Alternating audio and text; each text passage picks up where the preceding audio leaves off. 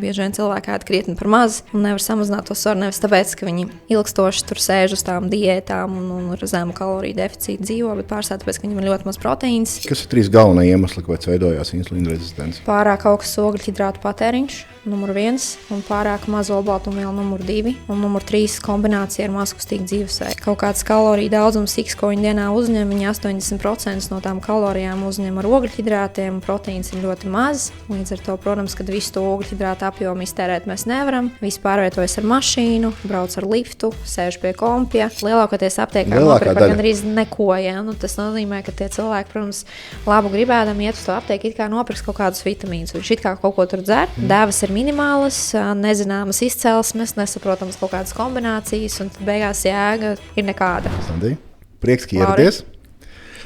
Šodien droši vien pievērsīsimies uzturtēmai, vai ne?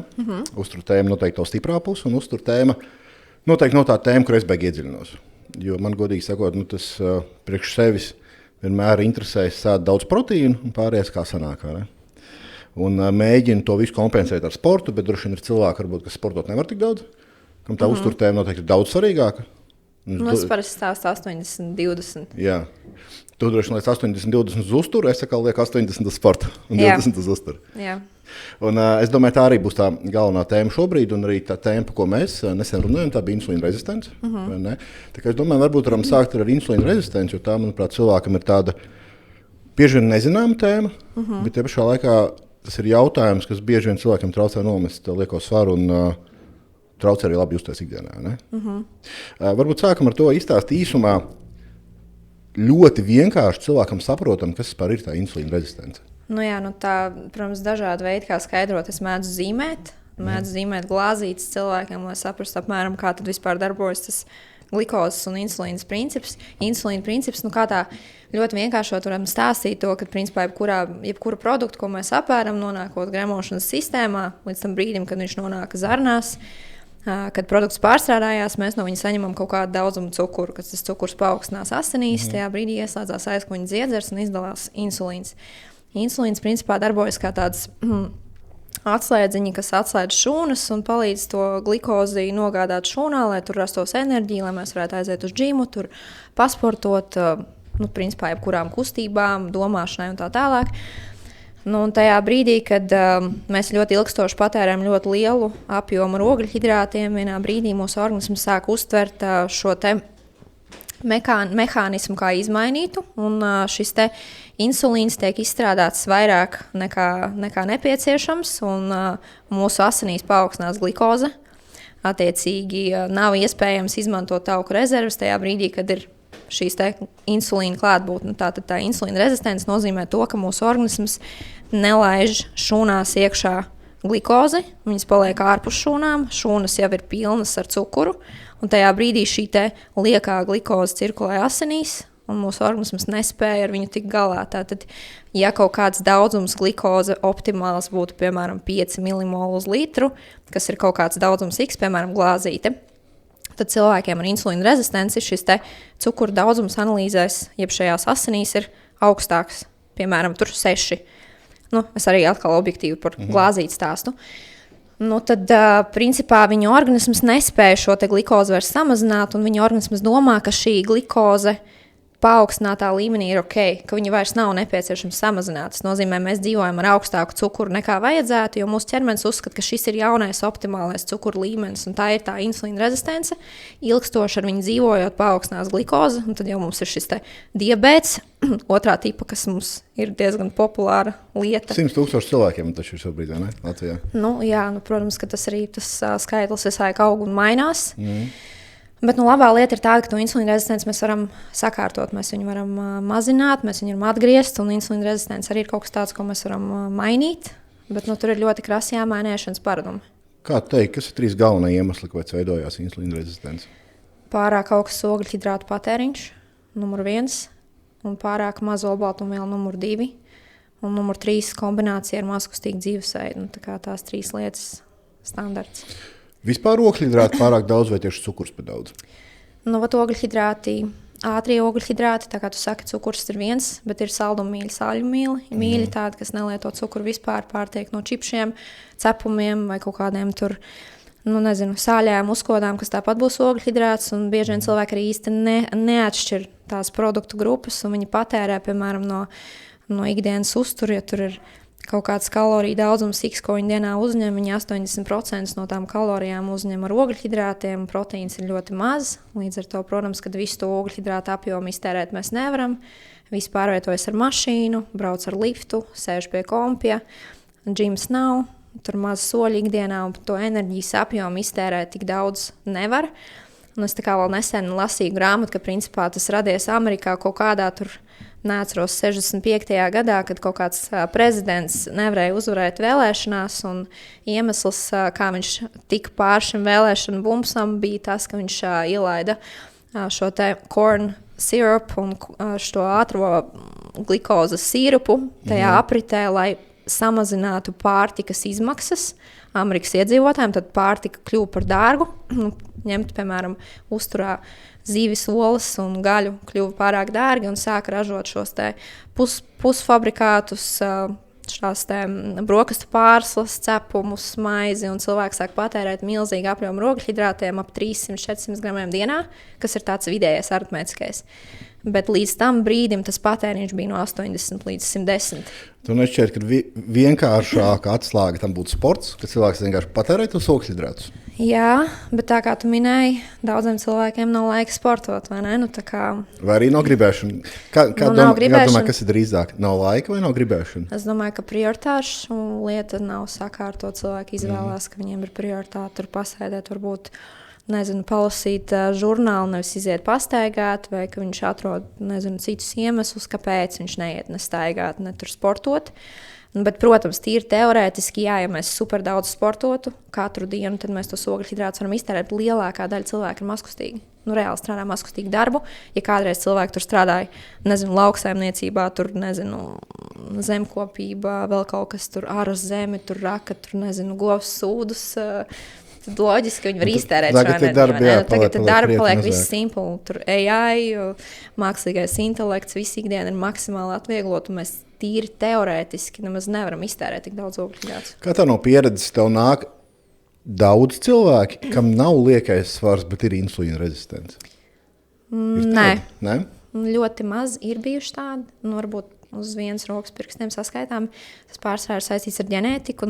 Tā tiešām tur jau ir kaut kā jāmeklē kaut kādi citi aspekti, bet lielākoties insulīna rezistence būs normāla cilvēkam ar normālu svaru. Viņam var būt slikti holesterīna rādītāji, triglicerīdi, aknu aptaukošanās, bet insulīna rezistence parasti ir ok. Jums ir diezgan daudz klientu arī, kas viņi tur taisa analīzes, jums atsūta, varbūt varam kaut ko pakomentēt.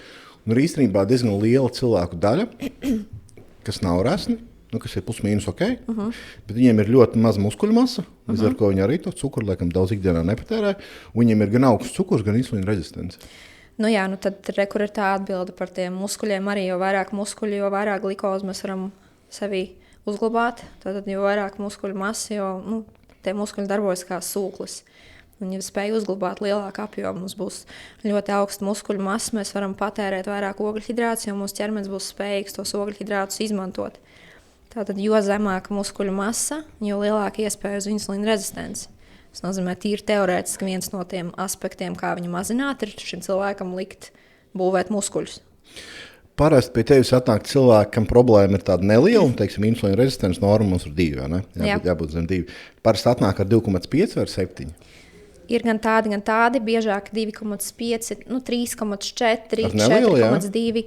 Kaut kas starp zem 3 un līdz 4, bet ir arī 12, un ir arī tādas. Jo man jau šķiet, ka Latvijā cilvēki to problēmu sāk risināt tikai tā, ka viņi tā ir nopietni. Ka viss ir slikti dzīvē, enerģija ir 0. Es principā sāku skatīties, lai viņi būtu līdz 1,7. Tā kā pat analīzēs norma ir 2, es jau saku, ja viņi ir 1,9, es saku, šis nav ok, tas nozīmē, ka tas jau ir pie durvīm, mēs jau tūlīt pārkāpsim robežu, tā kā vajadzētu jau laicīgi skatīties. Kāds ir mērķis? 1? Nē, 1,7. Tas ir mērķis arī? Viņiem parasti nokrīt zemāk loģiski, tā ka mēs tur visu tā labi sakārtojam, bet nav tāds mērķis tur 1. Tas būs noteikti perfekti, jā, bet 1,7 arī ir ok. Kādas analīzes cilvēkam taisīt, lai saprastu, vai viņš ceļā uz insulīna rezistenci? Insulīns.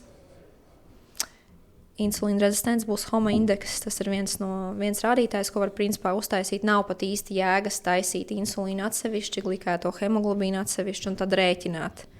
Vienkāršāk taisīt insulīna rezistents, kas ir HOMA indeks, vienmēr tukšā dušā. Un iepriekšējā vakarā nevar tusēt un lietot daudz ogļhidrātus. Kaut kādas citas analīzes tur ieteikts par taisīt? Jā. Kas būtu tas galvenās? Tavs varbūt kaut kāds īsais analīžu sarakstīns, ko ieteiktu katram skatītājam, lai viņš aiziet pilnā pastīties. sinsaina, standarts, tad noteikti folskābe, homocistīns, holesterīna rādītāji, kopējais zema blīvuma, augsta blīvuma, tad lipīdi, aknu rādītāji, noteikti skatāmies alatu, tad mēs skatāmies D vitamīnu, skatāmies es parasti lieku visu kopā, gan insulīnu, gan glikēto hemoglobīnu, gan insulīna rezistenci, lai redzētu, kā tad viņš tur ēdis pēdējo periodu, lai nav tā, ka ir tikai kaut kāds viens brīdis. B12 arī, bet ne visiem. Kopējais olbaltums, kreatinīns, CRO, TSH. Tas būtu tās pamats, ja? Tās analīzes sanāk padārgas, ap 120 eiro apmēram tā bāze, bet no apdrošināšana. Jautājums, vai 120 eiro par veselības ir padārgi? Tas ir depends, jā. Tā kā tu saki, tad kā ir cilvēki, kas min, ka tas ir padārgi, tāpēc esmu iemācījusies jau teikt, ka nav lēti, jā, bet tā kā tu saki, tas ir mindset jautājums. Man liekas, šeit Latvijā cilvēki nenovērtē veselību. Cilvēks ielies motoreļu pa 100 eiro mašīnai, vai ne? Bet analīzes, 100 eiro tas ir dārgi. Jā. To es nevaru atļauties, vai ne? Un pēc tam jau to problēmu risināt, izmaksāšu daudz dārgāk, vai ne? Jā. Pie ārstiem nākt. Jā. Uz konsultācijām nākt. Bet ļoti daudz ko var sakārtot ar to ēšanu, principā ļoti lielu daļu un pieliekot suplementus, tad tas ir mega ātri. Kas būtu tāds īsais uztura uzmetums, kaut kādi galvenie pamatprincipi, ko tu parasti iesaki? Es taisu uzturu plānus. Uztura plāns skaidrs, super sarežģīti. Bet, ja cilvēks, teiksim, viņš... Ja es taisu tādas simplu versiju, tā kā tu prasi, tas tik un tā būs diezgan sarežģīti, jo es tik un tā gribēšu saprast visu, kā viņš ēd šobrīd, kas ir tās lietas, ko viņš dara nepareizi, un uzreiz jau labot, tā kā dzirdot jau no pašas pirmsākuma, jau no pirmās ēdienreizes, jā. Saprast, kāds ir mērķis vispār, ko viņš grib izdarīt. Viņš tur grib samazināt augu procentu un pielikt muskuļu masu, vai viņš vienkārši grib nomest svaru, vai viņš grib pieņemties svarā, kas ir grūti. Bet arī mēdz būt. Kā kuram? Citam varbūt vieglāk, citam grūtāk pieņemties. Jā, parasti jau tie, kas ir tām superātrām ilmaiņām, viņiem ir reāli grūti pieņemties svarā. Tas tāds complicated. Plānoju tātad dienu, es taisu kaut sistemātiski pieeja. Mēs pirms izdomājam, vai mēs ēdīsim vienreiz dienā, vai mēs ēdīsim 3 reizes dienā, vai cik gara ir tā diena un saplānojam, lai būtu tāda loģika. Un tad mēs sarēķinām, cik to proteīnu dienā vajag. Un mēs pirms izrunājam, cik viņam vajag uz kilogramu svaru proteīnu, lai nav tā, ka viņš uzņem par maz. Un tad man ir jāsaplāno, lai viņam pietiktu visās tajās 3 ēdienreizēs tie proteīna avoti. Un tad mēs sākam runāt par to proteīnu kā tādu. Un, protams, kad pārsteigums lielākoties ir visiem tas, ka tas pārtikas apjoms, kas ir dienā jāuzņem, ir reāli liels.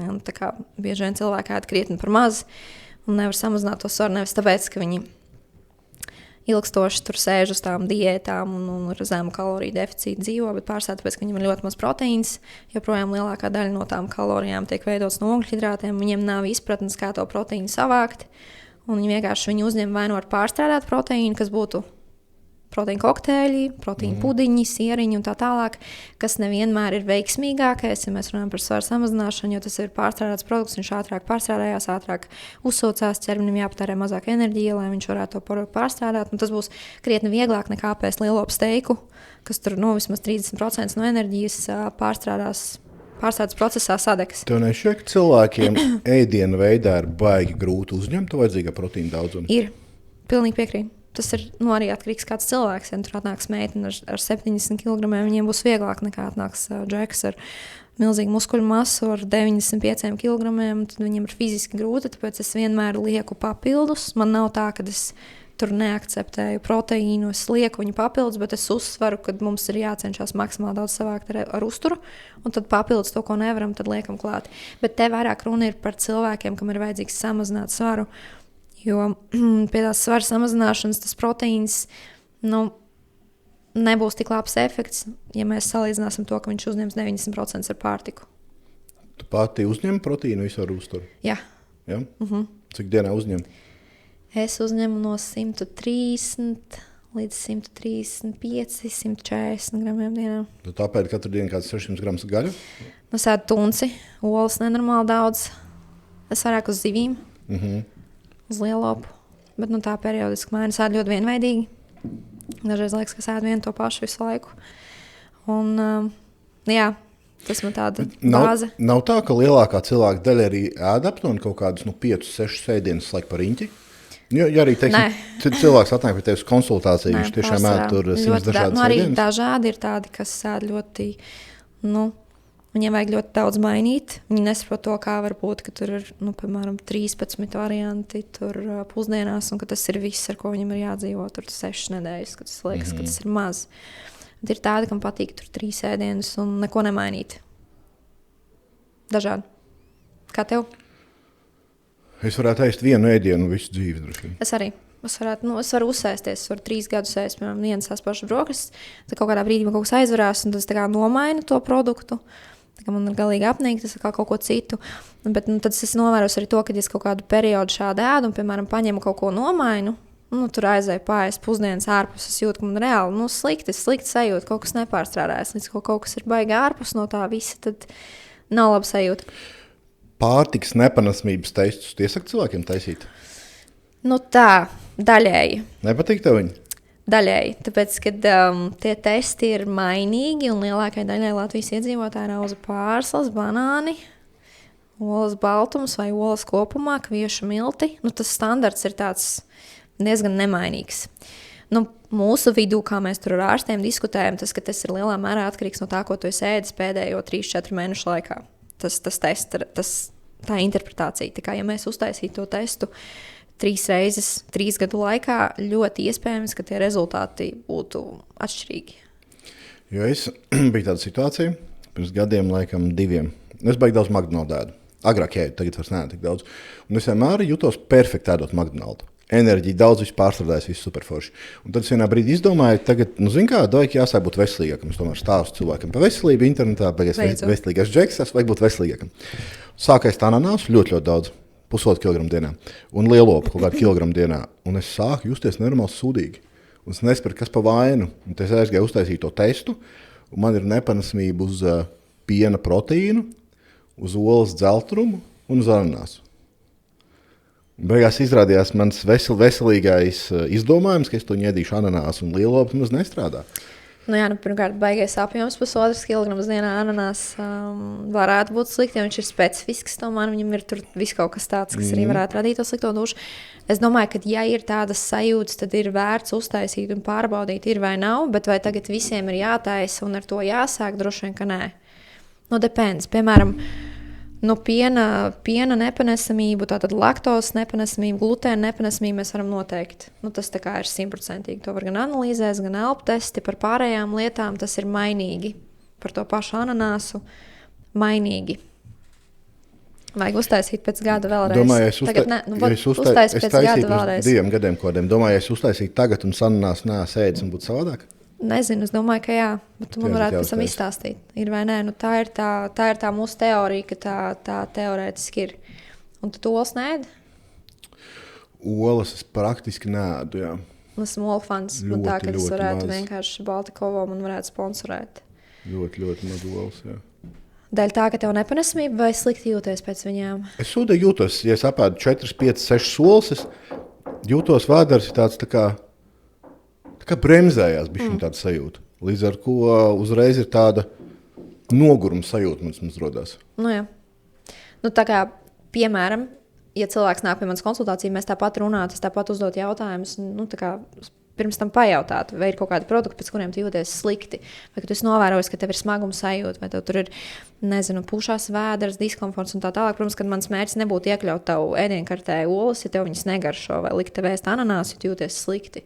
Bet vai es sūtītu obligāti to testu? Droši vien, ka nē. Kā tev šķiet, kas ir galvenais iemesls, kāpēc cilvēki saka, es it kā ēdu pareizi, bet svars nekrīt? Tas, ko mēs runājam par mazo olbaltumvielas un par daudz ogļhidrātu.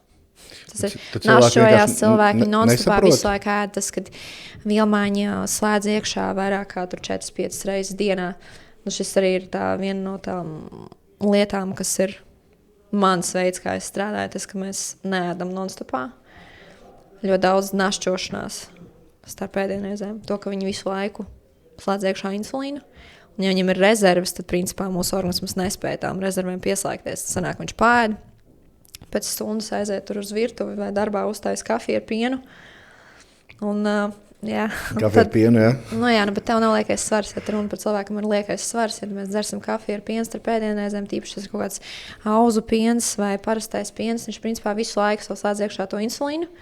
Un tad, kamēr mums ir insulīna klātbūtne, nekāda veida rezervu izmantošana nenotiek. Tas nozīmē, ka cilvēks bieži našķojās, tad viņš vienkārši nevar pieslēgties tām rezervēm, pat ja viņš ir deficītā.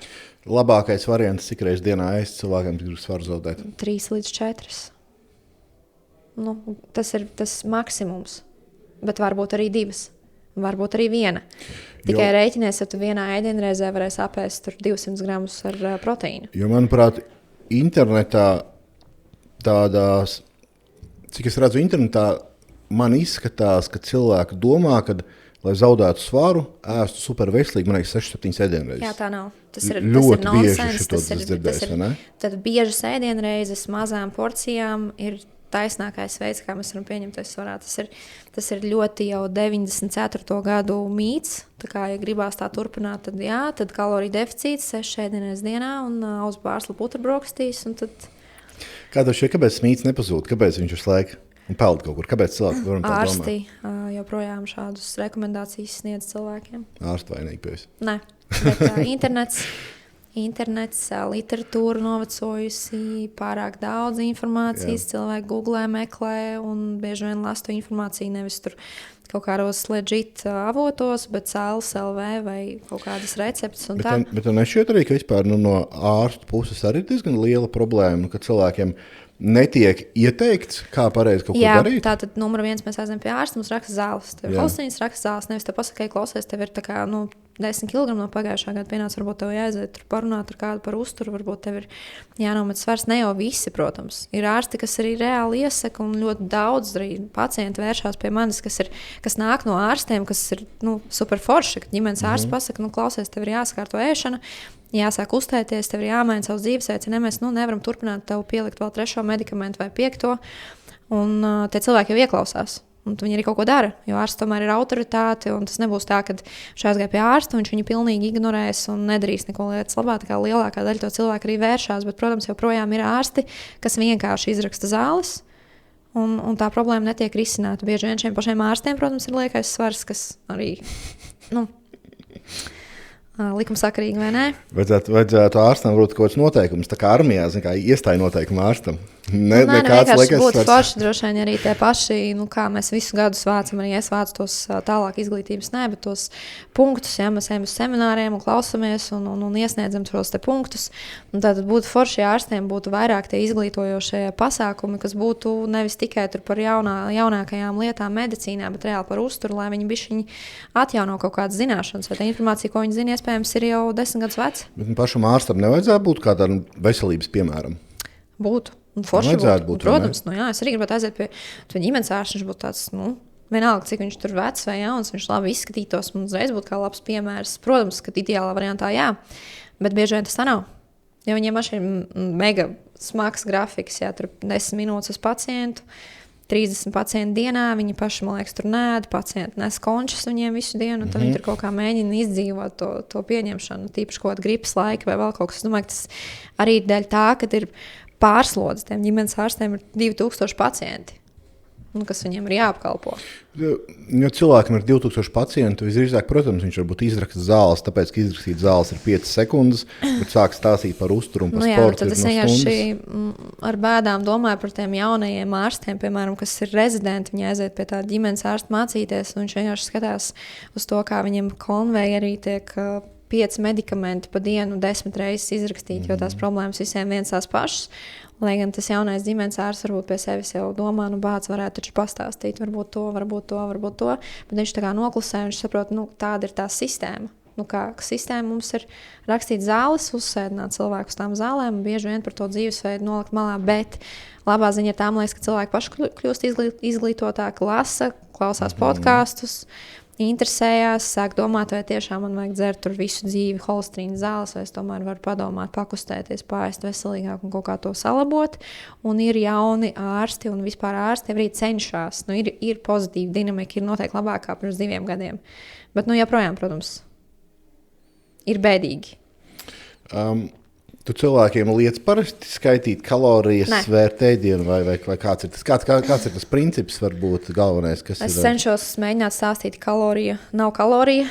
Jā, tātad būtiski saprast par to, lai viņi visi nav stresā un neskatās uz visiem iepakojumiem, cik tur kalorijas un visu mūžu tagad neskaita MyFitnessPal vai vēl kaut kur tās kalorijas.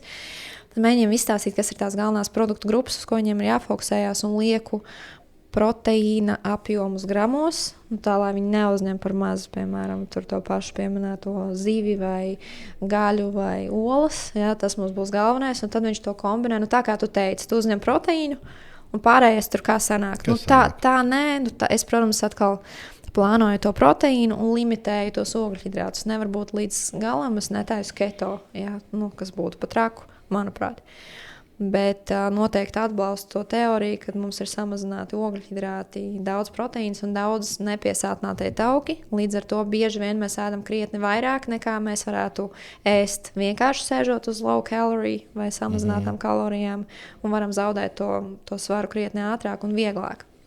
Ko parasti saka? Parasti saka, ka viņi nesaprot, kā var būt tik daudz jāēd un kāds var būt, ka es zaudēju svaru.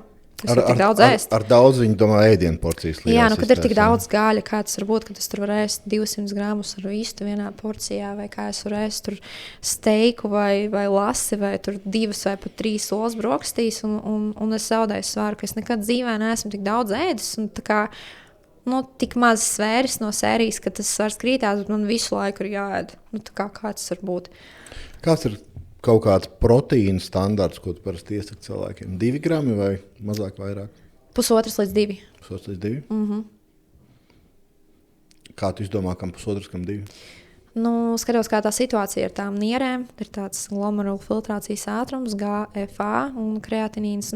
Ja nav, ir jāsastāv blakus faktori, ja cilvēkam ir ļoti liels liekais svars, asinsspiediens, piemēram, tad es tā baigi neriskēju viņu uz tiem 2 uzreiz, varbūt vairāk uz 1,5, bet starpība no 1,5 uz 2 gramiem ir minimāla.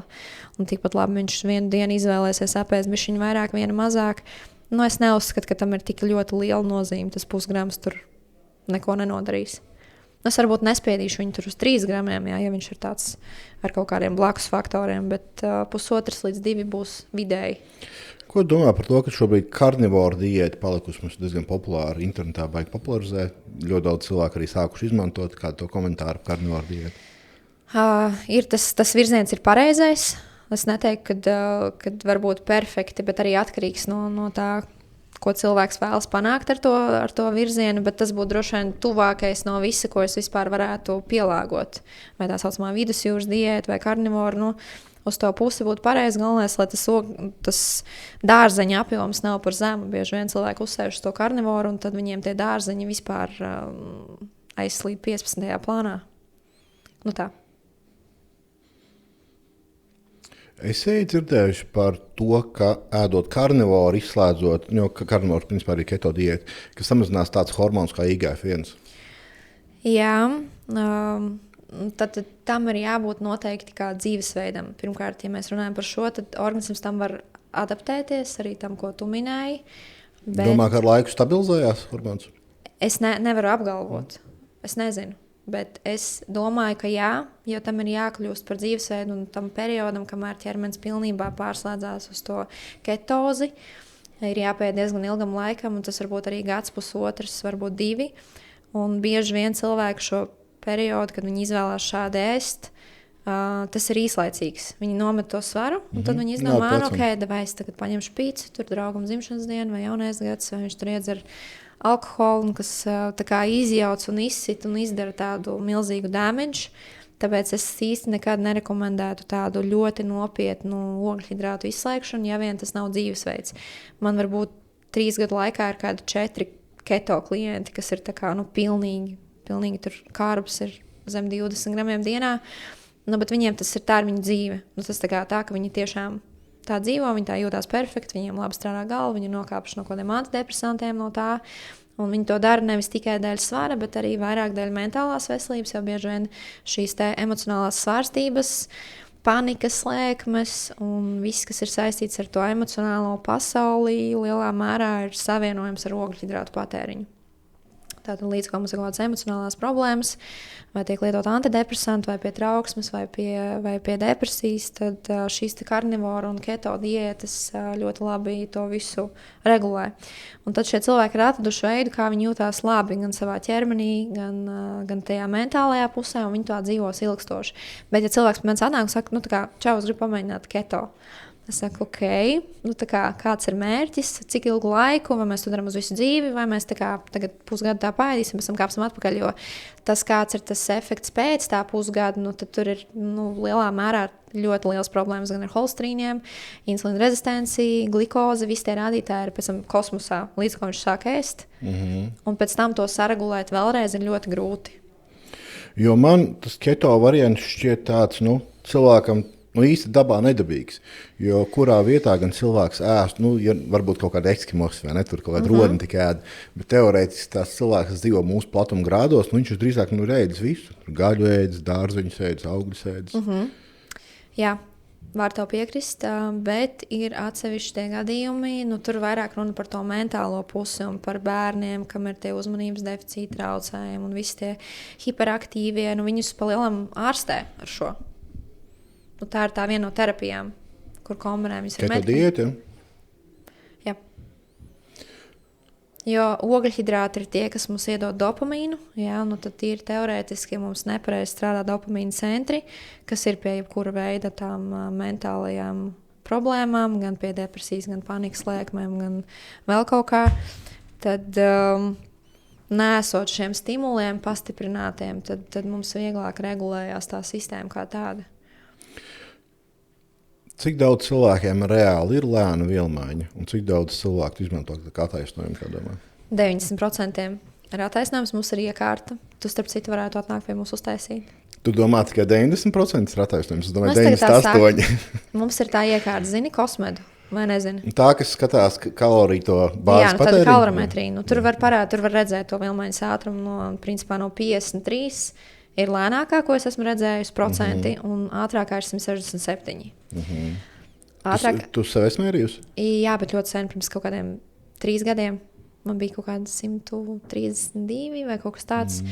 Un no tie 167 man bija 2 džeki, kas bija tuvu abiem līdzīgi, bet viņi nodarbojās ar kickboksu. Viņi pelna naudu ar kickboksu, viņi tikai ēd, guļ un trenējās. Viņiem nekā cita dzīvē nav. Viņi principā guļ diendusu, tad viņiem super relaksēts dzīvesveids. Viņi 2 vai 3 treniņu dienā, tad viņiem ir ļoti liels apjoms ar proteīnu, viss tur ir pārdomāts, izreikināts. Un viņi dzīvo pēc tāda režīma 7 dienas nedēļā, tā kā viņi ir super liesi, super tur viss attīstīts, un tad viņiem tā vielmaiņa ir 167. No tie 53 lēnākā, tas ir ar to hipotireozi, kas ir ar vairogdzēdzi ar hormonus, ja, kas mums tad nepietiekami izdalās, ja vairogdzēdzi strādā par lēnu, tad tiem ir tā lēnā vielmaiņa, bet ļoti daudz cilvēki, kam ir liekais svars, ir ar superātru vielmaiņu. Piemēram, atnāk pie manas sievietes 110 kg. Viņa, protams, ka sēž un saka, man tur tā vielmaiņa slikta. Kauli smagi, lieli. Parasti īstenībā par kauliem neviens nesaka, bet saka, ka ir lēna vielmaiņa un kad nekāda neizdodas to svaru samazināt. Un viss iespējams ir mēģināts, un menopauze, un grūtniecība un tā tālāk, ka viņi nesanāk tikt uz priekšu. Un mēs uztaisām to izmeklējumu, un es viņai rādu, ka, ka patiesībā mums tā vielmaiņa rekur strādā par 20% ātrāk nekā vajadzētu. Vienkārši problēma ir tajā, ka viņi patiesībā ēd nenormāli maz. Un tas ir tas fenomens, ka viņi ēd tik maz, ka viņi tik ļoti cenšas samazināt to svaru, ka ķermenis ceļ kortizolu. Daļa tā, ka viņi ēd tik maz. Un ķermenis atrodas tādā izdzīvošanas režīmā, un viņš cenšas principā saglabāt visas viņas rezerves, lai viņi neaiziet bojā. Un līdz ar to viņš tā kā kāmis, apmēram pirms ziemas miega mēģina turēties pie tām rezervēm ar domu tādu, ka viņi taču var nomirt. Kad ķermenis domā, ka mēs nomirsim no bada, tāpēc mēs labāk neēdodam rezerves un visu, ko viņi ēd, viņš krāj. Un tajā brīdī, kad es viņai to izstāstu, nē, tu tā nevar būt. Un tad es saku, vai vienkārši pamēģināsim uzticēties, man tur 2 nedēļas padarīsim, mēdīsim vienkārši vairāk, saliksim arī daudz proteīnu. Nu, un tad viņi tiešām kaut kādā brīdī saprot, ka tas pārtikas apjoms, palielinot pārtikas apjomu, sāk kristies tas svars. Tas nozīmē, ka kaloriju deficīts nevienmēr ir atslēga. Lielākoties, principā 80% no maniem klientiem ar tādu ļoti lielu svaru ēd nevis par daudz, bet ēd par maz. Tev nešķiet, ka tie cilvēki, kas parasti saka, man ir lēna vielmaiņa, īstenībā viņiem ir insulīna rezistence? Jā, viņiem pārsvarā ir insulīna rezistence. Insulīna rezistence pārsvarā ir visiem maniem klientiem, reti, kuram nav. Bet ir arī tādi klienti, kam ir superlaba ģenētika. Un tas arī, man liekas, arī tik fenomenāli. Piemēram, atnāk cilvēks ar 110 kg, viņš nelieto nekādus medikamentus, neko. Un es jau esmu 90% pārliecināta, ka viņam būs insulīna rezistence, būs augšā holesterīna, tāda ļoti klasiska tā asins aina, tur principā visiem ļoti līdzīga. Un es uztaisu analīzes un skatos, ka viņam ir ļoti labas analīzes, protams, ko jūs lietojat? Nē, es neko nelietoju. Un tad mēs sākam tur runāt, interesēties, ka viņam īsti ģimenē neviens neko nav lietojis, tur ne mamma, tur vecētiņa, ka viss ir bijis forši. Un tā ģenētika, protams, spēlē kaut kādu lomu, bet, ja mēs runājam par insulīna rezistenci, tad principā svars, kas ir, ķermeņa masas indeks virs kaut kā 27, 28. Ja tas ir veidots no tauku masas, tad insulīna rezistence būs 9 cilvēkiem no 10. Viņi ir gandrīz visiem. Un traki ir tas, ka ģimenes ārsts nenosūta uz to insulīna rezistenci. Ķermeņa masas indeks, skatos šeit par labs rādītājs, ko skatīties? Nē. Jo man taču ir 30. Es zinu.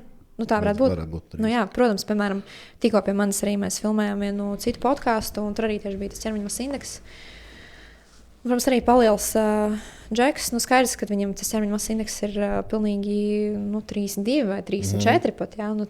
Protams, ka tas ir viss jāskatās uz to, cik mums ir muskuļi un kāda tauka attiecība. Bet tādam vienkāršam cilvēkam, lai viņš vieglāk saprast, ir vai nav tas liekais svars, ja viņš super nesporto, tad viņam ir elementāri ievadīt kalkulātoru un pastīties. Tas ir tas, ko izmanto ģimenes ārsts joprojām. Bet runājot par to insulīna rezistenci, fenomens ir tas, ka ģimenes ārsts joprojām nenosūta viņu taisīt. Tātad atnāks cilvēks, viņš saka, ka man ģimenes ārsts nosūtīja uz analīzēm, vienmēr būs atķeksēta glikoze, stabila. Bet glikoze lielākoties visiem ir normāla. Ja vien tur nav diabēts. Bet insulīna rezistence atķeksēta, protams, ka nav. Viņš nav viņu nemaz skatījies. Viņš pat īsti nezina, kas tas ir. Tad es domāju, vai tas ir iemesls, kāds ir iemesls, kāpēc ģimenes ārsts nesūta to insulīna rezistenci, vai tas ir tas, ka viņš īsti nezina, ko ar to darīt, ja viņi ir, jo medikamentus jau dot pie tā nevar. Un tad cilvēks uzdos ļoti daudz jautājumus, un viņš nezinās, kā to risināt, vai tam ir kaut kāds cits iemesls. Uz to man īsti atbildes nav. Insulīna rezistence nedod to pašu, ko dod pie cukura, teiksim, to pašu metformīnu? Var. Jo tas palīdzēt, jau noteikti palīdzētu. Var, bet nevienmēr palīdz. Un īsti objektīvi viņi izrakstīti pie tās, jāskatās, cik augsta tā insulīna rezistence. Bet es vienkārši īsti nevaru atbildēt, kāpēc bieži vien tas rādītājs netiek nodots kā tāds un netiek risināts līdz brīdim, kad jau paceļās glikoze. Šobrīd, manuprāt, medicīnas aprūpes sistēma Latvijā ir tādā stāvoklī, ka cilvēkam bezmazliet pašam jābūt svārstam. Pašam jādomā par sevi, jārūpējas, jāiet uz analīzēm, jāpārbauda. Jā, tā ir. Es domāju, ka tā ir. Tas būtu pareizi, droši vien, kad mēs iedziļināmies tajā visā paši. Bet no otras puses, arī mums ļoti daudz klienti teikuši, viņš aiziet pie ģimenes ārsta. Viņš saka, es jūtos slikti, gribētu justies bišķiņ labāk, es gribu tām analīzēm nosūtīt. Ārsts bez mazliet saka, ko tu atvilkies, kādām analīzēm, tev taču viss vēl normāli. Lasies projām, nekāds analīzes tad nebūs. Arī nesūdz analīzēm un neļauj sūtīt uz analīzēm. Tad, piemēram, ir tā, ka es bieži vien arī jautāju cilvēkam, kāds jums ir ģimenes ārsts? No kādā ziņā kāds ģimenes ārsts saka, vai jums ir pretīm nākošs foršs ģimenes ārsts, vai jums ir grūta komunikācija, ka tur ir jālūdz kaut kas un tā. Ja cilvēks saka, ka ir tā grūtā komunikācija, tad es zinu, ka pa lielu mēs varam nedot tās analīzes, jo pavisam tam noteikti cilvēkam nepiešķirs tur tās NVD analīzes, ka viņam būs jāmaksā pašam, jo ģimenes ārsts uzskatīs, ka nav vajadzīgs. Priekš kam tu tik daudz, priekš kam tev šito vajag testēt? Es pat zinu, ka es saviem vecākiem tur tētim iedod analīzes. Man vecāki dzīvo Liepājā, un tur Liepājā ģimenes ārsts. Tā ģimenes ārsts atbild, kas pa muļķību? Kam to šito vajag? Kam to šito vajag? Viņš saka, forši, ka no 20 rādītājiem beigās man atļauj uztaisīt 5. Viņš viņai prasa, kas jums no tā, kad es gribu uztaisīt vairāk, jums no tā alga mainās vai kas? Ārstiem varbūt nepatīk, ka citi, ka viņi varbūt sajūt to, ka citi kāds kaut ko varbūt zina vairāk nekā viņi, vai kas varbūt tas, kāpēc? Es nesen dabūju atbildu šo, ka tas tomēr ir tās valsts vadlīnijas. Viņiem neļauj. Viņiem neļauj vienkārši. Neļauj valsts naudu tērēt. Tāpēc, kad ir pārtērēts budžets, pagājušajā gadā ir pārtērēts par cik tur tiem miljoniem, tad ir par daudz analīzes nosūtīts uz valsts rēķina. Ja? Mēs esam pārāk daudz pārbaudījušies, kas liekas vienkārši absurds arī ziņās, vai kur dzirdēju. Iedomājieties tāds teikums. Pārāk liels budžets iztērēts veselības pārbaudēm. Tu iedomājies, kas vienkārši kāds ir absurds. Nevajag pārbaudīt. Nepārbaudamies, dabūnam diabētu, pēc tam valsts kompensē zāles, un tas ir lētāk nekā tas cilvēks nočeko, vai viņam tomēr varētu būt, piemēram, tas diabēts. Cik tas ir neloģiski. Tāda preventīvai medicīnai budžets ir par lielu, kas būtu kaut vai elementāra analīzes. Bet pēc tam aizlaist to visu līdz brīdim, kad to vairs nevar labot, un tad zāles tiek kompensētas no valsts, kas ir vēl dārgāk un notiek gadiem, tas ir ok. Preventīvā medicīna attīstās Latvijā šobrīd? Ir attīstība? Es domāju, ka jā, gan jau kaut kādā mērā arī tāpēc, ka ir tas Antēžiņa institūts, kas tomēr kaut ko runā, ir kaut kādi pasākumi, podkāsti, parādās vairāk raksti žurnālos, un ārsti tiek arī kaut kādā ziņā vairāk izglītot par to, ka tam ir jāpievērš uzmanība. Vai tas ļoti strauji attīstās? Domāju, ka nē. Mēs esam ļoti maza valsts, un tas varētu attīstīties 5 reizes ātrāk. Kam jānotiek, lai attīstītos? Nezinu, būtu forši būt vairāk influenceri, kas par to runātu.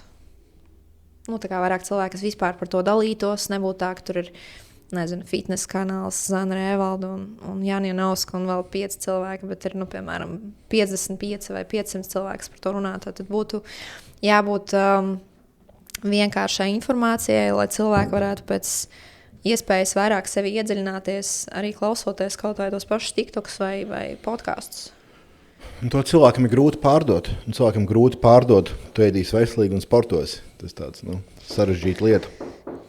Jāsāk droši vien kaut kādiem simple ieteikumiem, konkrētiem. Nevis jāsāk ēst veselīgi, tas ir ļoti globāli. Tā kā plaši. Jābūt kaut kādam konkrētam. Vai tur no rītdienas to 3 lietas, piemēram, uz mēnesi. Kas ir 3 lietas, ko tu ieteiktu? Nenešķoties, proteīns un saldumus jāgriež nost, ja viņi eksistē. Cilvēks saprot, ka nozīmē proteīns. Nav tā, ka cilvēks domā, proteīns tā ir tā ķīmija muskuļiem, nav muskuļu uzpūšās. Tāpēc es skaidroju, tad man tā īsti paprasti. Stāstu, kas ir, es dodu sarakstu un informāciju. Man patīk taisīt tos plānus, jo tad ir vieglāk, jo tam jums tāda teorija jāiet cauri, tad viņi var 3 stundas runāt, un viņš izies ārā pilnīgi apjucis, un visticamāk 30% tikai atcerēsies no tā, ko es stāstīju. Tāpēc labāk ir, kad viņš tomēr saņem praktisku plānu. Tāpat kā tu aiziet uz džimu, tu pirmo reizi esi džimā, tu vispār apskaties tur daudz tādu zelži, visu kaut ko cilā, un tev nav nejausmas vispār, ko tev sākt. Un tu atceries, ka tev stāstīja, ka tev tur jātaisa kājas, krūtis, vēl kaut kas. Forši tev ir viss uzzīmēts, uzrakstīts. Tagad vēl labāk aplikācijā izturēts. Jā, vai aplikācijā. Tā kā, piemēram, aplikācijā tavējā. Kad tu aizēji un izpildot 5 pietupieni, tur 5, pievilkties, 10 reizes tās. Tas pats ar to ēšanu. Ja tam cilvēkam ir konkrēti uzrakstīts, tev ir jāpēd 5 solas vai 200 gramu tur lielops. Viņam būs vieglāk nekā viņam pateiks ēd proteīnu. Bet par to pašu vārdu. Tu izmanto vārdu proteīns, vai tu izmanto vārdu olbaltumvielas? Jo man šķiet, ka cilvēki bieži vien pat nesaprot, ka proteīns nozīmē olbaltumvielas. Es vairāk izmantoju olbaltumvielas. Es cenšos, bet... Man liekas, ka vairāk olbaltumvielas. Jo par vārdu proteīns, manuprāt, cilvēkiem ir aizspirdumi. Jā, tad, kad, piemēram, es iesaku kādam proteīnu pulveri, tad es vienmēr izdaru tādu kā ievadu stāstu, kad, nav tā, ka kādreiz, kad proteīnu pulveris lietoja tikai džima džeki, kas tur kāčājās, ka tas ir papildus, tas ir uzturbagātinātājs, ka mēs to lietojam, tad, ja mēs nevaram savākt ar uzturu to, kas būtu jāsavāc, un tad jūs varat to lietot papildus, lai jums būtu viss pietiekamā daudzumā dienas ietvaros, tas jums izstāst, kā viņš ir ražots un kā tas viss notiek. Un tieši ok. Es jau domāju, ka tas tikai tiem kačukiem. Es saku, Tā domā lielākā daļa? Jā. Un tā ir baigā problēma, jo manuprāt, maz proteīns uzturā viena no galvenajām latviešu problēmām. Un tad teorētiski ir risinājums. Tā ir vispasaules problēma. Tā ir reāla problēma. Ja mēs sākam ar to, ja mēs sakārtojam to proteīnu, tad negribās saldumus. Ja? Tad līdz ko viņi kaut vai 2 nedēļas ēst 1,5 gramu proteīnu, kilogramu svaru nomest visi. Reāli tur nav variantu, tāpēc, ka cilvēks fiziski nevar apēst vairāk pārtiks, jo viņam nav vietas, viņam paliek vienkārši slikti, viņš apēd 200 gramus tur ar kaut kādu lielopu vai vairāk, jā, vai uzņem to pietiekamo proteīna apjomu, vienkārši nav tā sāta sajūta ir tik ļoti izteikti, ka viņš vienkārši negrib ēst vairāk nekā džanku pa virsu, viņam šis jūtās paēdis, ilgstoši normāla enerģija, nav tā, ka viņš uzšauj savu enerģiju, nu kā parasti pie kompja, tur vienos dienā uznāk miegs, piemēram, cilvēks jūtās nogurs, viņš iet meklēt cepumus ofisā. Nu, problēma jau nav tajos cepumos, problēma tajā, ka viņš pirms tam ir paēdis tik maz proteīnu, ka viņš bez tiem cepumiem vairāk vispār nevar dzīvot. Un tad, ja mēs sakārtot to proteīna problēmu, tad droši vien tas liekais svars un visas pārējās lietas, kas izriet ar insulīna rezistenci, būtu krietni mazākas. Kortizols arī nav viena no galvenajām problēmām. Cilvēkiem ir augsts stress, augsts kortizols un uzreiz apetīte augsts. Jā, un tas kortizols ceļās arī no miega, no deficīta. Loģiski. Nu, tad, piemēram, ja mums ir 5 stundas miegs, tad nākamajā dienā kortizols būs augšā. Mēs to varam izjust, varam neizjust. Bet traki ir tas, ka mēs paši visu laiku dzīvojam hroniskā kortizolā. Mums ir multitaskings, tur braucam pie stūras paralēli, tur WhatsAppā sūtam kaut ko, tur organizējam kaut ko, zvanam. Tas jau ir kortizols, tas jau ir ārpus normas. Mēs jau esam pieraduši pie tā režīma. Bet, protams, kad ja mēs runājam par tādu pārlieku augstu kortizolu, viņš nevienmēr parādīsies analīzē, bet viņš var būt īslaicīgs. Nu, piemēram, tas pats miega deficīts. Un tad cilvēks visu laiku gulēs 5 stundas, viņš nevarēs nākamajā dienā pieslēgties rezervēm, jo ķermenis vienkārši elementāri būs ar augsto kortizolu. Tad, ja paaugstinās kortizols, paaugstinās insulīns. Un insulīna klātbūtnē tātad nenotiek tā augsta celšana, tad mēs esam tajā pašā punktā, kas ir ar to cukuru. Kā tev šķiet, ir vispār jēga cilvēkam iet testēt kortizolu? Nu, var, protams. Es domāju, ka jā, bet vai tas atbildēs uz tādu ilgtermiņu problēmu? Nu, nē, jo kortizols asinīs ir diezgan neprecīzs rādītājs. Viņš tur būtu jāmēra tad, principā, tādā garākā periodā, kas ir krietni sarežģīta, 24 stundās vismaz. Un tad jāņem tas vidējais. Var to darīt. It īpaši interesanti ir tas, ka, ja ir ļoti zems kortizols, man bija viena klienta pavisam nesen ar kortizolu 16. Un tas ir hroniska izdegšana. Tas nozīmē, ka tas ir principā, viens no depresijas tādiem jau pirmajiem paveidiem, kad tas kortizols tik ļoti ilgu laiku ir bijis augšā, kad viņš nokrīt zem tās normas. Un, ja mums no rīta pamostoties vajag kaut kādu kortizolu, lai mēs vispār varētu no gultas izkāpt, tad viņai tas kortizols ir tik zems, ka tīri teorētiski tas pat būtu izskaidrojums, ka viņi teikt, ka es nevaru izkāpt no gultas. Viņa vienkārši ir pārdegusi no darba vai no apkārtējās kaut kādas dzīves, un tas jau ir ļoti sarežģīts risinājums. Tas pat nav jautājums pie manis, tas jau ir complicated. Bet, ja runa piemēram par to augsto kortizolu, tad es kādreiz nesēju tos glikozes monitors. Es esmu redzējis, es gribēju nopirkt, bet tas ir palicis tā kaut kā. Es tev atvedīšu kaut kad, mums arī antiēģēri, bet aptiekās arī ir viņi vispār tie Dexcom. Tagad viņi diezgan populāri palikuši.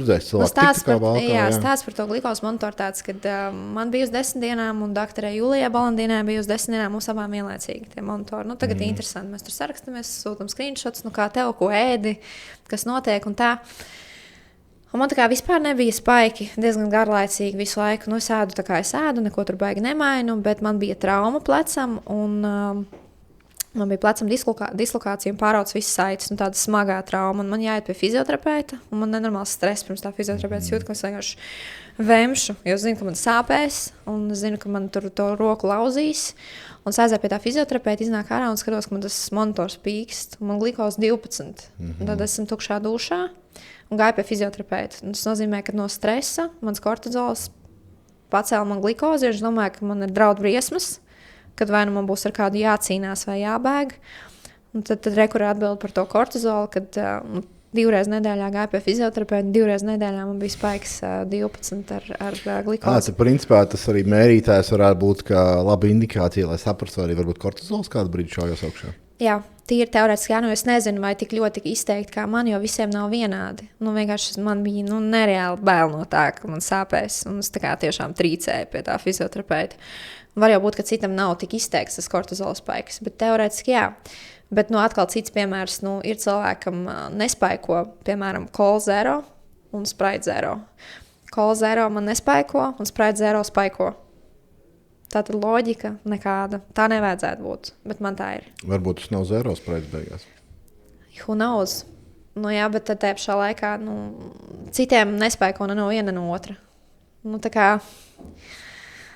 ļoti daudz jautājumu, kā īsti ir, bet interesanti vienkārši palietot, paskatīties. Es īpaši sūdīgi ēdu. Es neteiktu, ka es sēdu sūdīgi, bet es uzņemu cukuru ļoti daudz, un būtu interesanti tur tādu pastaigāt. Nu, vāt, par to cukuru arī tā zarnu mikroflora, protams, ir arī milzīgs jautājums visu laiku. Mēs tur runājam par tām baktērijām zarnās.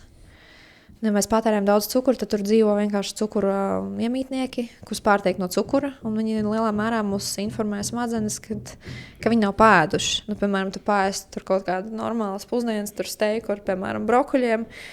Un kamēr tu nedabūtu to cukuru pa virsu, tu nejustos paēdis. Un jo tās baktērijas fiziski spēj sūtīt signālu no zarnām uz smadzenēm un informēt, hei, tu par mums aizmirsī, mēs tā kā arī gribam ēst, mēs to steiku un brokoļus neēdam, tāpēc tev vajadzētu mums iedot kaut kādu cukuru dozu. Ko es ar to gribu teikt? Jo vairāk cukuru mēs patērējam, jo lielāka tā saime ar tām baktērijām, kas patērē cukuru, mums izveidojas, un tad lielā mērā mēs varam barot tās baktērijas visu dzīvi vai ļaut viņām apmirt. Nu, ja mēs ļaujam viņām apmirt, tas nozīmē, ka mēs izmainām to apjomu, un jo mazāk mēs to cukuru patērējam, jo mazāk viņi gribēsies. Un tas lielā mērā ir nevis tāpēc, ka mūsu prātā gribās mazāk, bet tāpēc, ka tās baktērijas spēj kontrolēt mūsu prātu un likt mums izvēlēties tos cukuru produktus.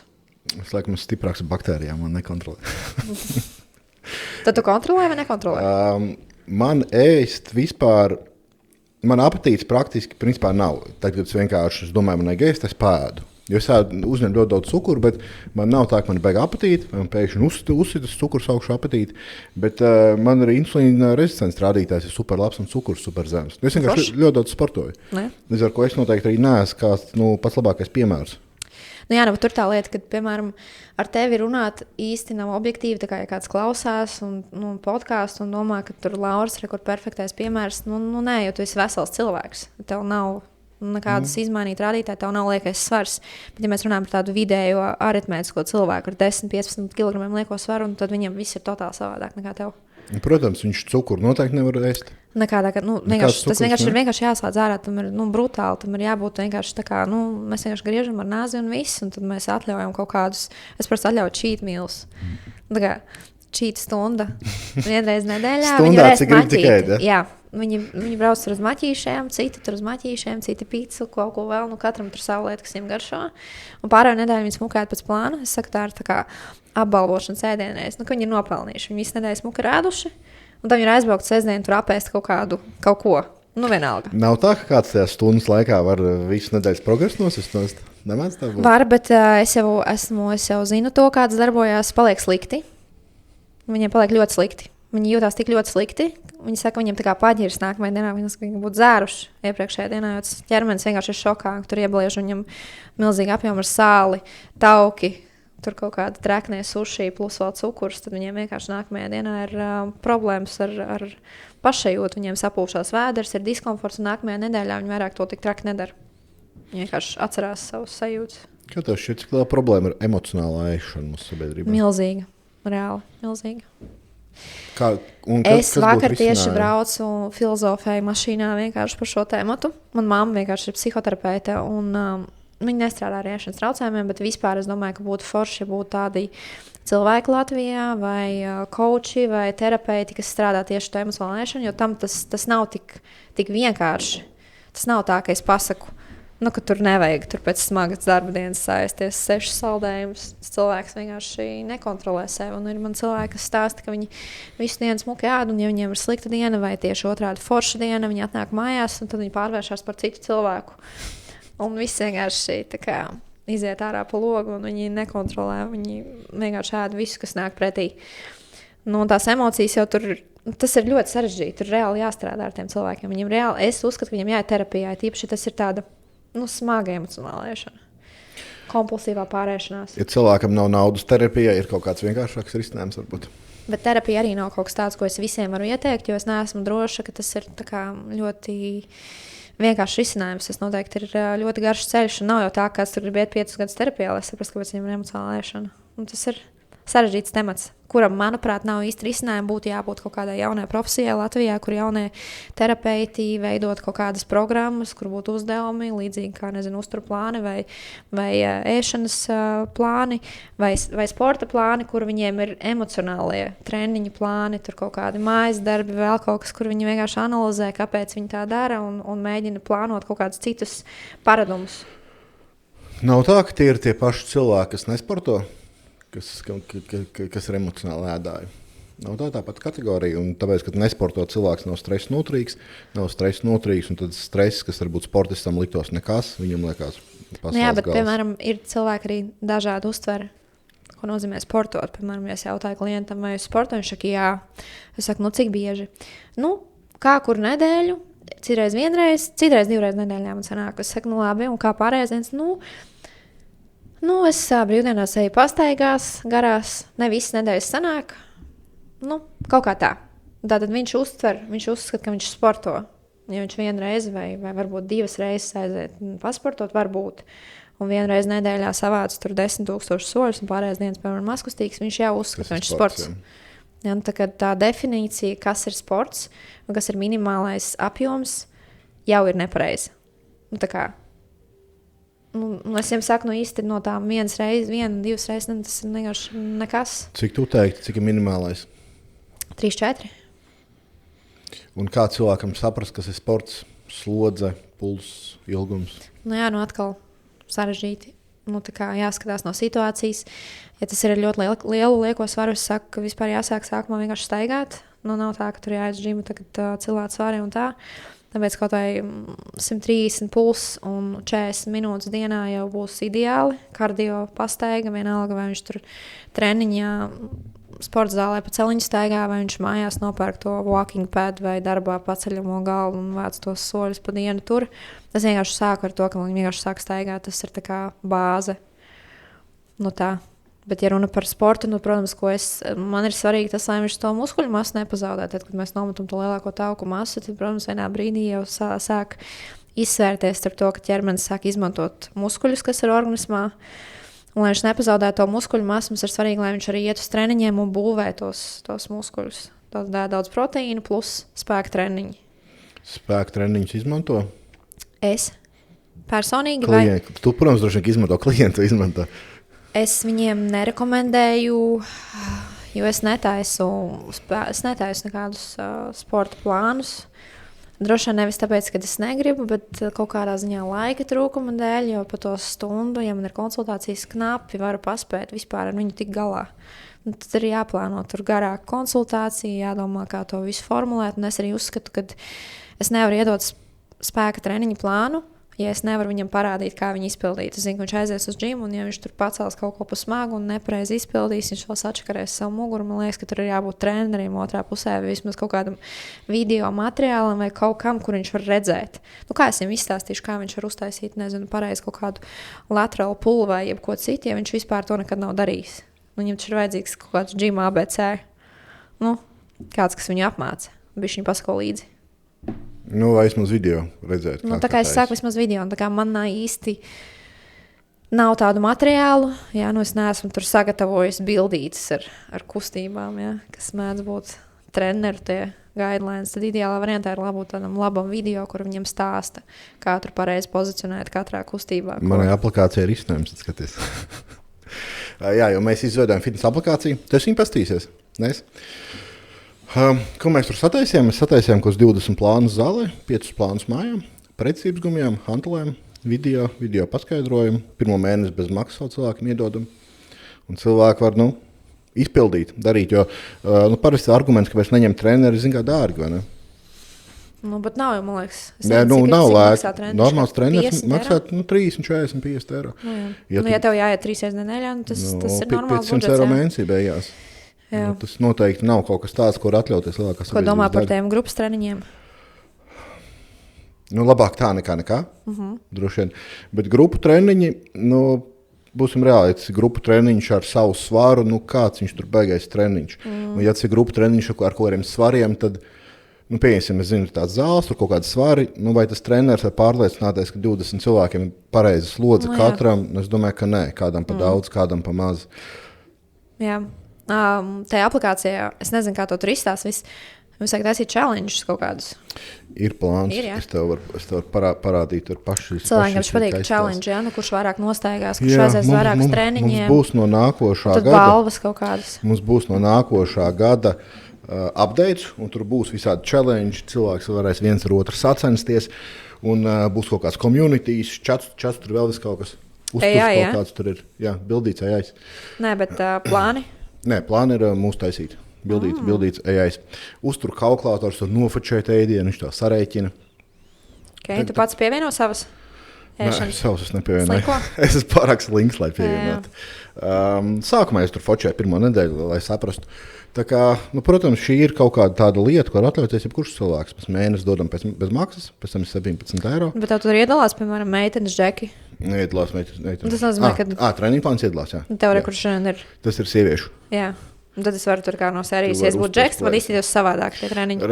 Ja tev būtu džeks, tad tu būtu izvēlējies savādāk. Jums tā, ka sākumā tā aplikācija ir pievienojies, un tad tev piedāvā 2 plānus, tā es uzspiedu un pasīties ar visu plānu. Tu atbildi jautājumiem, viņš saprot sievieti vīrietis, cik reizes nedēļā grib trenēties, cik advancēts, un tad viņš piedāvā 2 izvēles. Jo, zin kā, cilvēkam piedāvā 10 izvēles, viņš neizvēlēsies nevienu. Okay. Jo 2 tas izvēlēs viens otrs. Un cilvēki var darboties. Jūs runājat par virs kaut ko darīt, vai tur vienkārši video un viss? Uzspējas paklausīties. Pielikt tuvāk mikrofonam, skatītājs dzird, Artūrs uzmetīs virsū kā viģika. Arī uz podcastu. Tur tiek stāstīts. Kur ir tavs plāns? Tik uzspēt, viņš prasīja citu izvēlēties. Tā, uzspiežam mainīt, paņemam, teiksim, kaut kāds iesācēja pilni ķermeņa treniņš, izvēlēties plānu, pārslēgties uz plānu, aiziet, sākt, teiksim, tur spiešam guļas hantlēm. Un es tur arī pastāstu, ko un kā darīt. Uzmetam viņas ceļiem, gurmēs sola, lāpsiņas kopā, plēt uz aizmuguri, un spiežam augšā. Video 30. Tu rekomendē, piemēram, ar kādu svaru sākt? Nerekomendēju ar kādu svaru sākt, es rekomendēju ar svaru, ko tur pacelt pietiekami daudz reizes. Piemēram, ja tur ir rakstīts 12 reizes, tad ņem tādu svaru, ko tur pacelt 12-13 reizes. Protams, cilvēkam, kurš nekad nav bijis uz zāli, ir grūti saprast, kādu svaru sākt. Un visdrīzāk viņš pirmo mēnesi iet un tur mēģina vienu svaru, otru svaru, un tikai pēc kāda mēneša gan viņš saprot to reālu darbu. Tad es domāju, to, ka varētu apvienot, piemēram, treneri, kurš tur pirmo reizi tā parāda visu. Tā būtu kāds, nezinu, jauns treneris džimā, tev tur ir kaut kāds memberships, un tad viņš atnāk un parādā arī, kur man QR kods. Esmu nopircis 10 treniņus, klātienē pēc tam trenēšos pats, es gribu tur sākumā ar kādu kopā. Par šo es īsti nezinu, jo tad jautājums, cik man tas treneris maksās, kam es nesīšu klientus, vai ne? Jo maksāt kādam, kam es vedu klientus, nebūtu, manuprāt, īsti pareizi. Bet no otras puses, vai kāds būs gatavs maksāt par to. Tā kā, protams, man gribās visu attīstīt, visu saslēgt, tur salabot visādas vēl 1000 lietas, pieslēgt, bet to vajag izdarīt kvalitīvi, vajag izdarīt tā, ka es esmu pārliecināts, ka tur apakšā labs pakalpojums. Zin kā pieslēdzos kaut kādus trenerus, kā tu viņus nokontrolēs, tas ir viens. Nākamais, lielākā daļa cilvēku, kas izmanto aplikāciju, varbūt nemaz, teiksim, nedzīvo tajā rajonā, kuras treneris ar to vajag tur 10, 20. Bet tas, protams, būtu forši. Tas, domāju, kaut kāds sadarbības sporta klubiem kodiem? Nav bijis plānā. Tā kā tā aplikācija mēs jau vispār, šitā ir jaunā versija, mēs viņu palaidām par kādu mēnešu tikai. Tas tādā startā, es teiktu, es gribu pasīties, cik daudz cilvēkus mēs var dabūsim iekšā. Un kā iet šobrīd? Nokačājuši ir uz Androida 600, uz iPhone 1200 laikam. Vai jūs arī redzat, kā viņi lieto? Vai... Es redzu, cik reiz dienā vidēji atver, cik dienā ir aktīvie lietotāji. Aktīvie lietotāji, manuprāt, šobrīd ir kaut kādi 350 kopā dienā. Lielākā daļa nokačā pastās. Pārāk grūti sportot, varam cietvēr. Tā kā, protams, sportos kaut kāda mazākā daļa.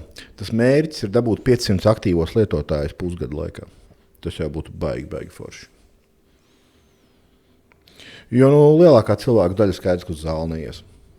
Es atceros, ka Stradiņos studēju, tad tie dati man daži bija 7%, laikam iet uz zāli. 8%. Jā, jaunajā gan janvārī vajag aiziet tagad pirmajā nedēļā. Tad būs pilns. Vienkārši nebūs tur visas zāles būs pilns. Es dzirdēju, ka pat tādi, kas staigā džimu gadiem, neiet 1. janvāra nedēļu, vienkārši nevar izturēt to. Tur vienkārši nevar, tur vispār nav kur. Un tad pienāk februāra vidus, un tad jau viss ir atbiruši. Kā tev šķiet, kāpēc ir tā problēma? Droši vien ar uzturu arī daudziem ir tāda problēma, kad mēnesi, pusotru cilvēku, ko padara. Tad... Nav kaut kāds raksturs. Es īsti nevaru atbildēt. Man liekas, ka, piemēram, es kaut ko apņemos, un es ar tevi sarunātu, ka vai es tagad mēnesī nedzeršu vīnu. Es nedzeru vīnu, bet vispār, piemēram, es apņemtos kaut ko. Man liekas, ka man nav problēmas apņemties un to izdarīt. Bet es spēju saprast, ka ir cilvēki, kam nav tas gribas spēks. Viņiem vienkārši nav kaut kas, viņiem iztrūkst, un viņi ļoti viegli pavelkās. Tur aizbrauc pie draudzenes, un draudzene tur stums piekdienu. Vai tur viena glāze? Kas ir? Kāpēc tu nevari vienu glāzīt iedzert? Kāpēc tu nevari? Kāpēc tu negribi, ka tu kaut kādu zāles dzer, vai kas tev ir? Tā, un tas cilvēks vienkārši, labi, kāda starpība, es tā kā iedzeršu to vienu glāzi. Tas pats ir sportošanu. Vai tur braucam uz kino? Saka, man treniņš ieplānots. Vai braucam uz kino? Tas cilvēks tā kā neieliek sevi kā prioritāti. Viņš domā, ka tā nav prioritāte. Cilvēks ieliks primāri savu veselību, primāri, ka viņam ir jāsporto, tāpat kā zobs jātīra, tev ir jādzer ūdens, jāēd un jāsporto, vienkārši nav variantu. Ja tas būtu kā prioritāte numur 3, tad droši vien, kad mēs izvēlētos vienmēr tās pirmās 3 lietas. Bet cilvēkiem tas sports un ēšana nav prioritāri. Tas ir tā kā 4., 5. plāns. Citreiz varbūt tās izmaiņas ir pārāk lielas, lai cilvēks viņus noturētu? Droši vien arī, jā. Var jau, protams, darīt pakāpeniski. Tur sākt ar kaut ko vienu, tur sākam, ar brokastīm, un pēc tam tur daram pārējo. Man jau liekas, apmēram, jau daram tad līdz galam, bet tas ir atkarīgs no cilvēka. Es gribētu droši vien līdz galam aiziet pie gastroenterologa vai pie uzturspeciālista vai pie treneru. Es gribētu, vai rādu visu, ko es daru nepareizi. Es gribu zināt, apskaties mani, kas man tur, kāda muskuļa man nav nosprāta, vai, fix me. Es gribu zināt, un es gribu darīt, es gribu mainīt. Ja tu izvēlies aiziet kaut kur, tad man gribētos mainīt. Tāpēc man liekas, ka, īsti nav jēgas kaut ko bišķiņu nedarīt līdz galam, bet no otras puses, jā, tā kā tu saki, protams, kad ir grūti, ja tu 30 gadus esi darījis vienu lietu, tu aiziet tagad pie speciālista, protams, klausies no rītdienas nekāds cukurs, nekāds tur aliņš vakarā, tagad to jāiet staigāt, tur vajadzētu pasportot. Manuprāt, cilvēks jāpieradina pakāpeniski, jo arī cilvēki prasa mums, ko tur uzlabot, man prasa, ko tur uzlabot. Cilvēks, kurš nesportojas, viņam saka 2 lietas. Nopērc vitamīnus un sāc no rīta iet pastaigās. Tas ir viss, ko tev vajag pirmajā mēnesī. Paies mēnesis, ja tu izturi, tad tu sāc likt kaut ko klāt. Jo tagad cilvēkiem iedod, tagad tu ēdi šitā, dzer vitamīnu, šitā sporto, dara šito, viņam liekas, baigi traki. Nedēļa iztur un viss viņš saka, es šito nevaru. Es nevaru mainīt savu dzīvi. Jā. Tā kā man tā pakāpeniskā pieeja ir tāda, kas nostrādās vairāk. Es tā nedaru.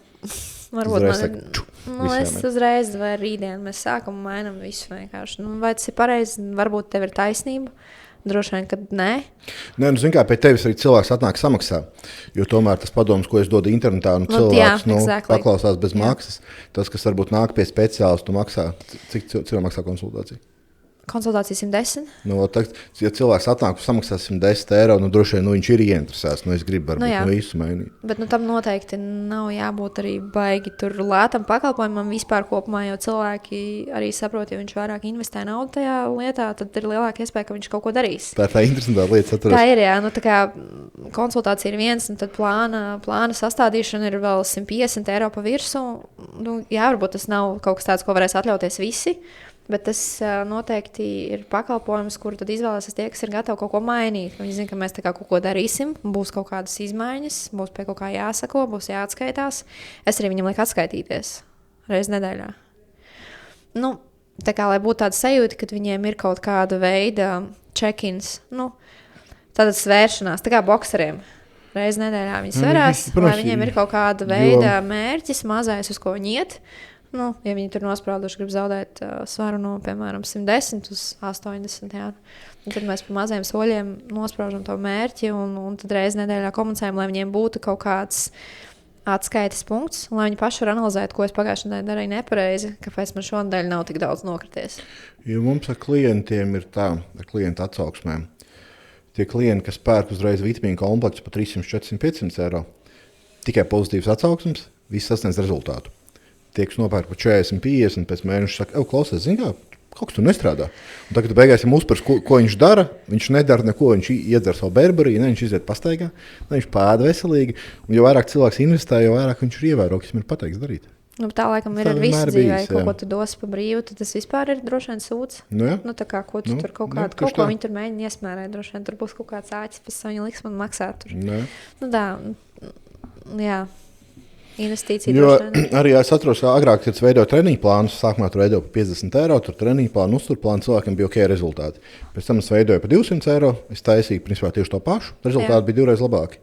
Ja cilvēks vairāk investējas, viņš 2 lielāku iespēju viņš ievēros. Investīcijas, tas jau droši vien mums pašiem arī, piemēram, mēs kaut ko pirktu, ja tā lieta vai pakalpojums, ko es pirktu, būtu dārgāk, es 2 apdomātu, vai es tā kā toči esmu gatava tam, vai es to gribu. Vai tas ir impulss pirkums, ka tu tur iztērē, 50 eiro, un tu zini, labi, ja man nepatiks tā programma, tad pofīgi es viņu tur izmetīšu ārā, vispār aizmirstīšu. Ja tu tur iztērē 500 eiro, tomēr, ok, varbūt tomēr man ir vērts viņu patestēt. Kas ir tie uztur bagātinātāji? Kas būtu jālieto visiem? Vai vispār ir tādi, kas būtu jālieto visiem, kā domā? Omega 3, magnīs, D vitamīns.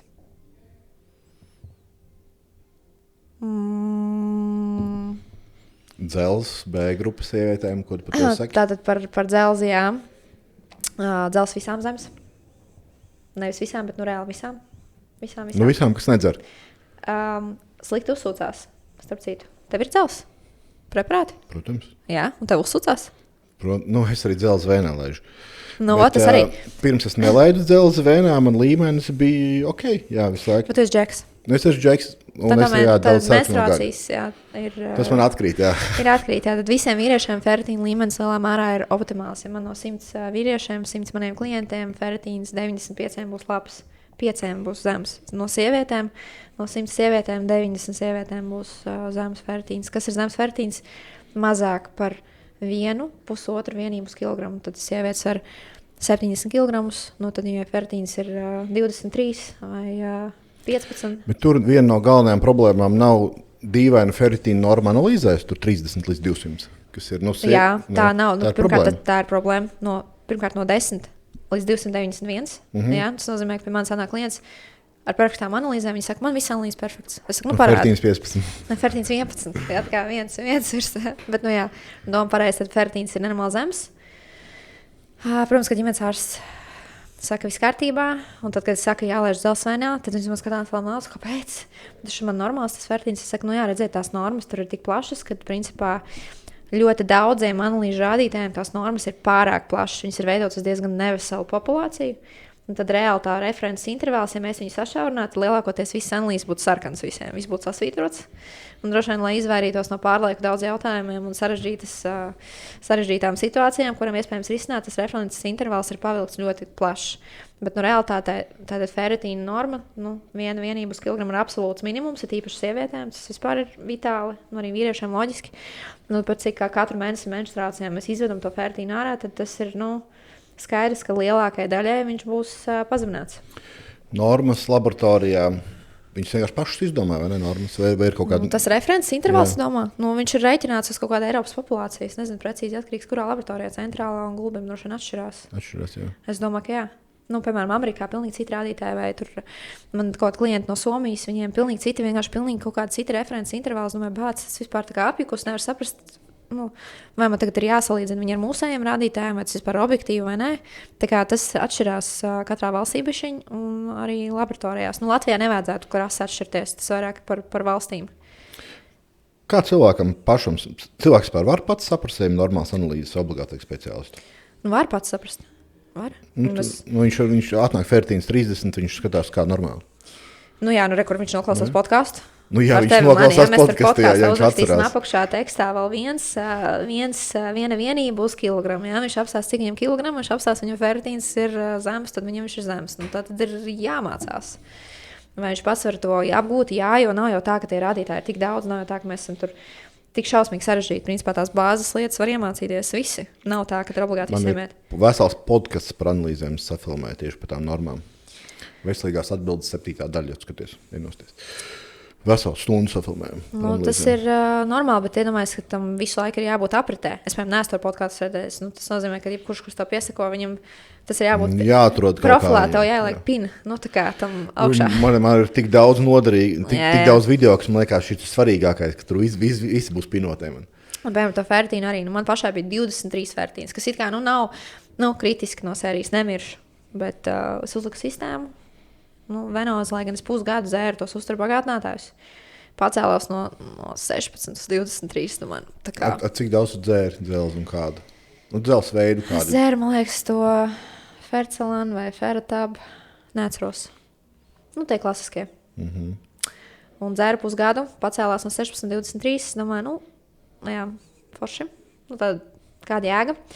Un es uzliku to sistēmu. Un no sistēmas man pacēlās 295 no vienas infūzijas. Es domāju, forši.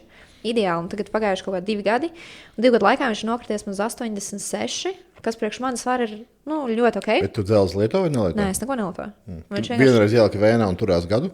Ilgu laiku, jā. Bet iemesls tam ir tāds, ka es patērēju ļoti daudz proteīnu. Tad te ir tas kopējais olbaltums tavā uzturā, jo olbaltums ir tas, kas ir tā kā nesēja viela. Jā, tam ferritīnam. Tad, ja tu patērēsi ļoti maz proteīnu, piemēram, 2 meitenes, 2 sandīs, ja, man 2 mās, un viņi, piemēram, patērētu nevis tik daudz proteīnu kā es dienā, bet tās, piemēram, 30 gramus. Mums būtu vienāds ferritīna līmenis, un man 2 mās ielaist to pašu apjomu ar dzelzi, viņai nepaceltos tik augstu, viņai paceltos varbūt 70, 80, un viņai ļoti ātri nokristos. Tad dēļ tā, ka mēs patērējam maz proteīnu, ferritīns sliktāk saglabājās. Visam sētām dzelzi vēnā vajadzētu laist? Vai sākumā patestēt, vai pats ļaut uzturbagātinātājiem? Man nav pieredzes labas ar tiem uzturbagātinātājiem.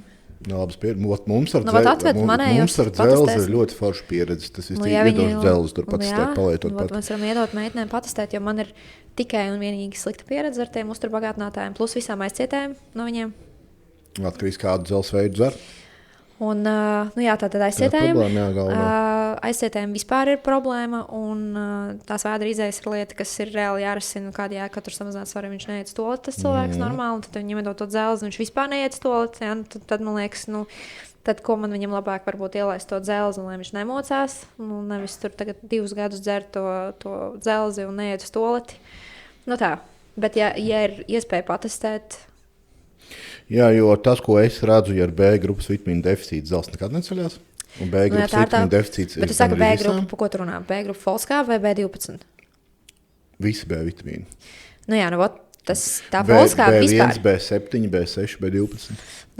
Viss svarīgākais ir tas B9, jā, kas arī folskāba visiem zem. Tu uz tās analīzes vienkārši nevienam nav normāla folskāba. Jā, tad folskāba nelietojot loģiski, tad tu pareizi saki, tas B grupas vitamīns būs tas, kas traucēs gan absorbēties proteīnam, līdz ar to sliktāk absorbēsies ferritīns, sliktāk uzsuksies ferritīns, tas tāds savienotais 3 stūrs. Viss atdurās atkal pie proteīna apjoma un nepilnvērtīgs uzturs. Tā kā vienmēr vienmēr es kaut ko iesaku darīt pa minimumam, uzturbagātinātājs garis pa minimumu neiesaku. Jo tur es iesaku, vai tu ņem uzreiz normāli, ņem kaut kādu komplektu, nodrošina visu, vai tu neņem neko. Jo to pašu dzelzi, tu paņemsi dzelzi, nepaņemsi B grupu, beigās kādā to dzelzi dzert. Ja tev trūkst B grupas vitamīnu, tāpat tur nekas neuzsūtās. Bet tad viņam jāiemāc pareizos laikos viņus lietot. Ja viņš tur izdzers kafiju, 3 krūzes pa virs tam tavam dzelzs preparātam, tur arī tā absorpcija būs. Protams, viņiem jāsaprot, kādu lietot, cik lietot. Ar ko lietot. Par to mums arī vesels podcasts ir. Kā lietot un cik lietot. Uzturbagātinātāji vispār, manuprāt, tāda problemātiskā industrija. Un industrija, kas ir baigi sačakarējis cilvēku domāšanu. Tāpēc, kad ir no aptiekā ieejot pa lielam, tā lielākā daļa tie uzturbagātinātāji ir vienkārši. Viņi neko baigi nedod. Gribās teikt šo vārdu 4 burtiem, bet nevar tā teikt. Protams, nevar teikt droši vien arī par visu, bet lielākoties aptiekā nopirkt par gandrīz neko. Ja? Tas nozīmē, ka tie cilvēki, protams, labu gribēdami iet uz to aptieku, it kā nopirks kaut kādus vitamīnus. Viņš it kā kaut ko tur dzer. Devas ir minimālas, nezināmas izcelsmes, nesaprotamas kaut kādas kombinācijas, un tad beigās jēga īstenībā ir nekāda. Un tad arī rodās komentārs, uzturbagātinātājiem nestrādā. Jā, loģiski. Ne? Protams, man devas ir nenormāli mazas, ja? Tam pašam magnijam vienkārši ir smieklīgs devas. Kaut kas man stāstīja, ka Rīgā esot kaut kāda kafejnīca, kur taisot kakao ar magniju. Tu zini šo? Nē. Es gribu aiziet. Un kaut kādu no manām kolēģiem, kā jau visi baigi gudrīši, kādu magniju formu jūs tur varat? Tā meitene atraps. Apmēram, nezinu, parasto magniju. Ir formas? Ir formas. Jā, kādu magniju. Un tad parādīs kaut kādu kastīti, vienkārši parasto no aptiekas, ko viņi tur sasmācina berēkšā. Oksīdi, jā, berēkšā. Jo bisglicinātu, es domāju, nevarētu normāli iebērt un pašķīdināt. Viņš forši neizšķīstu. Nesanāktu baigi. Un tāpēc arī visos šotos nav magnija bisglicināts. Jums var piedāvāt nesen ražo šotus, un es tur saku, ko es gribu tajā šotā, un viņi saka, mēs nevaram ielikt magnija bisglicināts šotā, jo viņš vienkārši neizšķīdīs. Nesanāks nekas forši, būs nogulsns. nesanāks forši dzerams. Un tur uzreiz ir problēma. Ražotāji grib uzražot šotiņu, un vienīgais magnīts, ko viņam ir ielikt, ir magnija oksīds. Ja forši izšķīdīs, būs forši dzerams. Līdz ar ko uz etiķetes būs. Jēga nebūs, ir būs uz etiķetes. Un cilvēks nopirks ir uz etiķetes. Un beigā problēma. Tas bija iemesls, kāpēc šis kanāls un šis biznesa tapa, ka es redzēju, ka tā ir baigā problēma uztur bagātinātā industrijā, ka ir ļoti daudz produktu, kas nestrādā. Cilvēkiem konsultāciju iespējamība Latvijā ir tuvu nulai. Tāda bezmaksas konsultāciju iespējamība. Un es domāju, ka mums to kaut kā vajag apvienot. Un, manuprāt, īri forši mums ir apvienojies. Kaut kas jēdzīgs izveidots uztur bagātinātājos. Kad es varu teikt, ka tiešām beidzot cilvēki, kas pie mums nāk, kur jūs ražojat? Kur mēs ražojam? Mums ir kontrakta ražošana. Tas ir ražojam no nulles. Polijā ražot mums. Izstrādājam formulas no nulles, ražojam no nulles. Un tādas formulas, kā ar mums, citiem nav. Protams, kāds var uztaisīt to pašu. Kādā vispār gāja to reģistrāciju sarežģīti bija?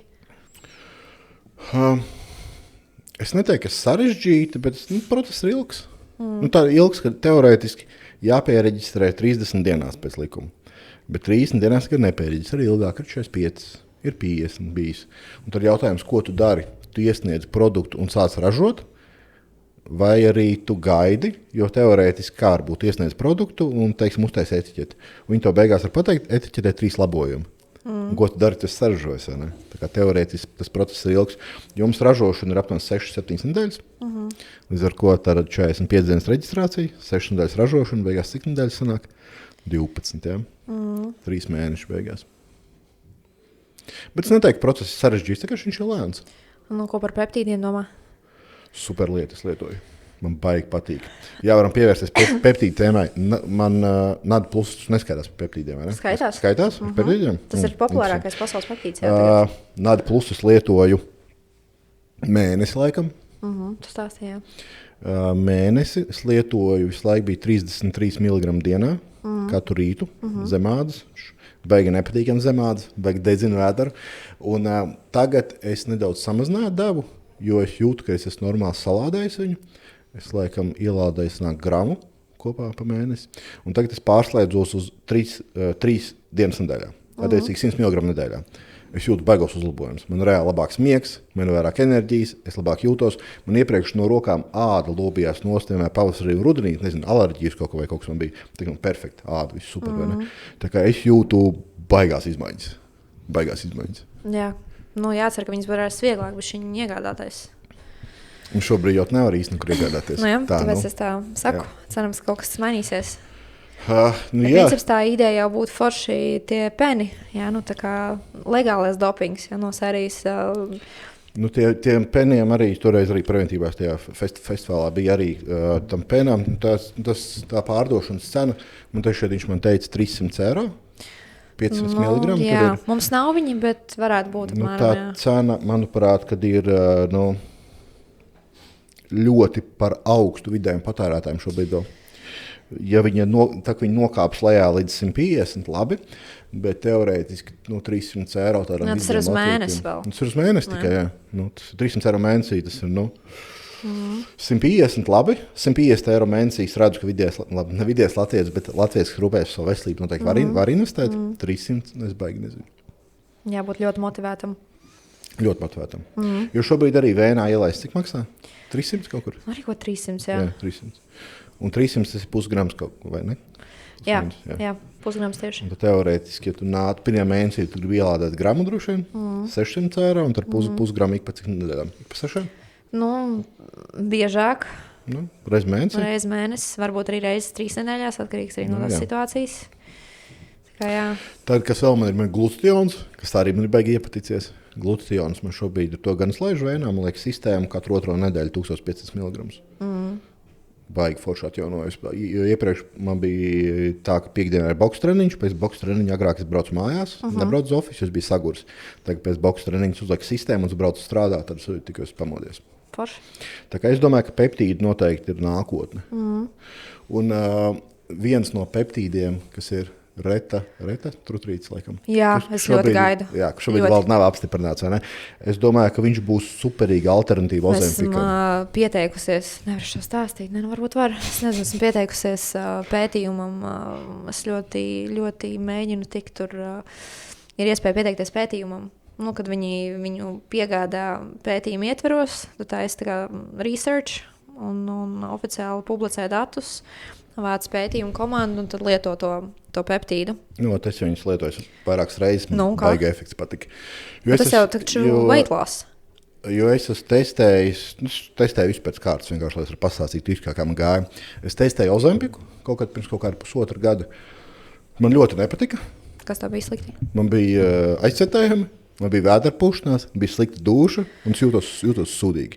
Jūtīgi, jo Ozempika baigi aizcietējumi. Un es netestēju daudz. Es testēju 25 mg vienu nedēļu, 25, 50, 50, 75, laikam 1 mg. Un es jūtos reāli sūdīgi.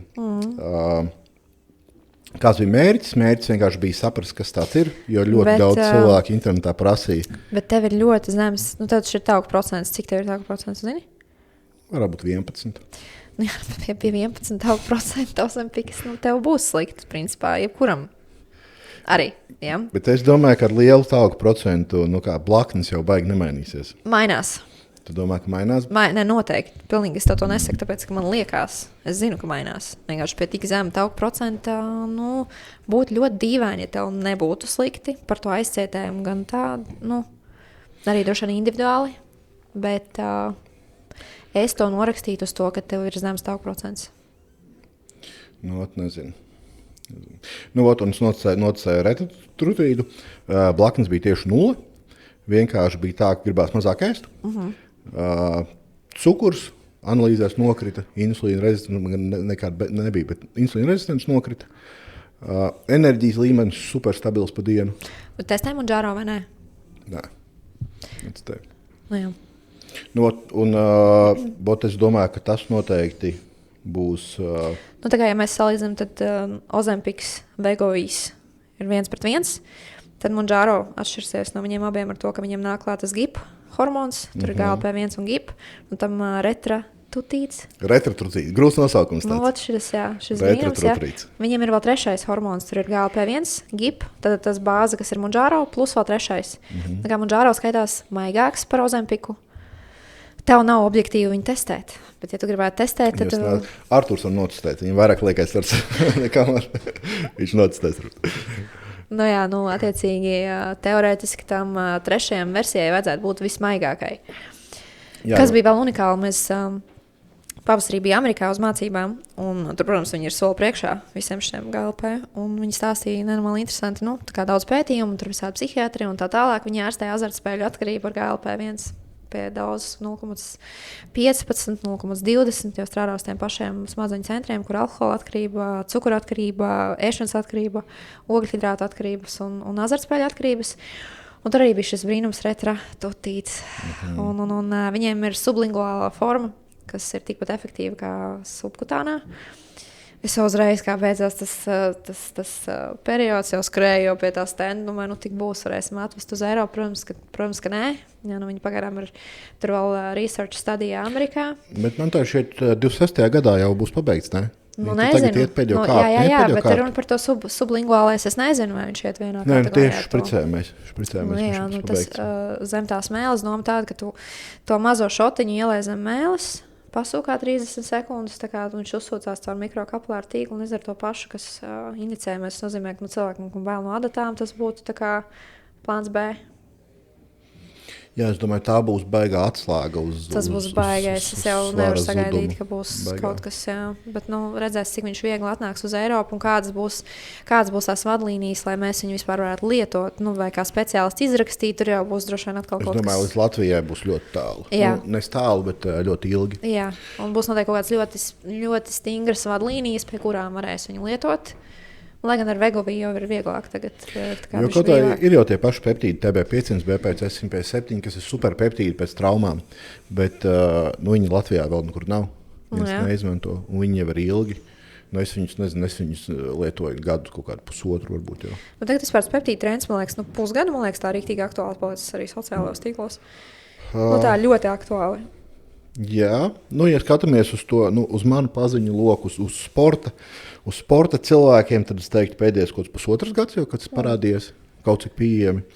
Bet uz tādu vidējo manuprāt, internetu lietotāju, kad pēdējā laikā vienkārši cilvēks sāk par to aktīvāk runāt. Patīk, kā viņi tirgo. Tur Amerikā ir tās beauty pack, kur ir 3 peptīni, 1 matu augšanai, 1 brūnumam un 3 šitam fatlosam, procentam. Tad tur tāds Jacks Fit nosauļojies. Presīt, un tad viņš reklamē beauty box un 3 peptīdi, mazā adatiņa. Tā kā tas spens. Visur tas mārketings tāds unikāls. Un tad viņiem tur, protams, viss tas, es nezinu, kā tas ir iespējams, ka viņi tas netiek tik ļoti regulēts. Viņiem ir cita pieeja. Viņiem ir pieeja uz inovācijām, Eiropā ir konservatīva pieeja. Eiropā viss ir ļoti tā kā, lai kaut ko vispār ielaustu tajā tirgu, kas varētu palīdzēt cilvēkiem ar kaut ko. Ir baigie šķēršļi, bet tas medikamenti ir brīvi pieeja.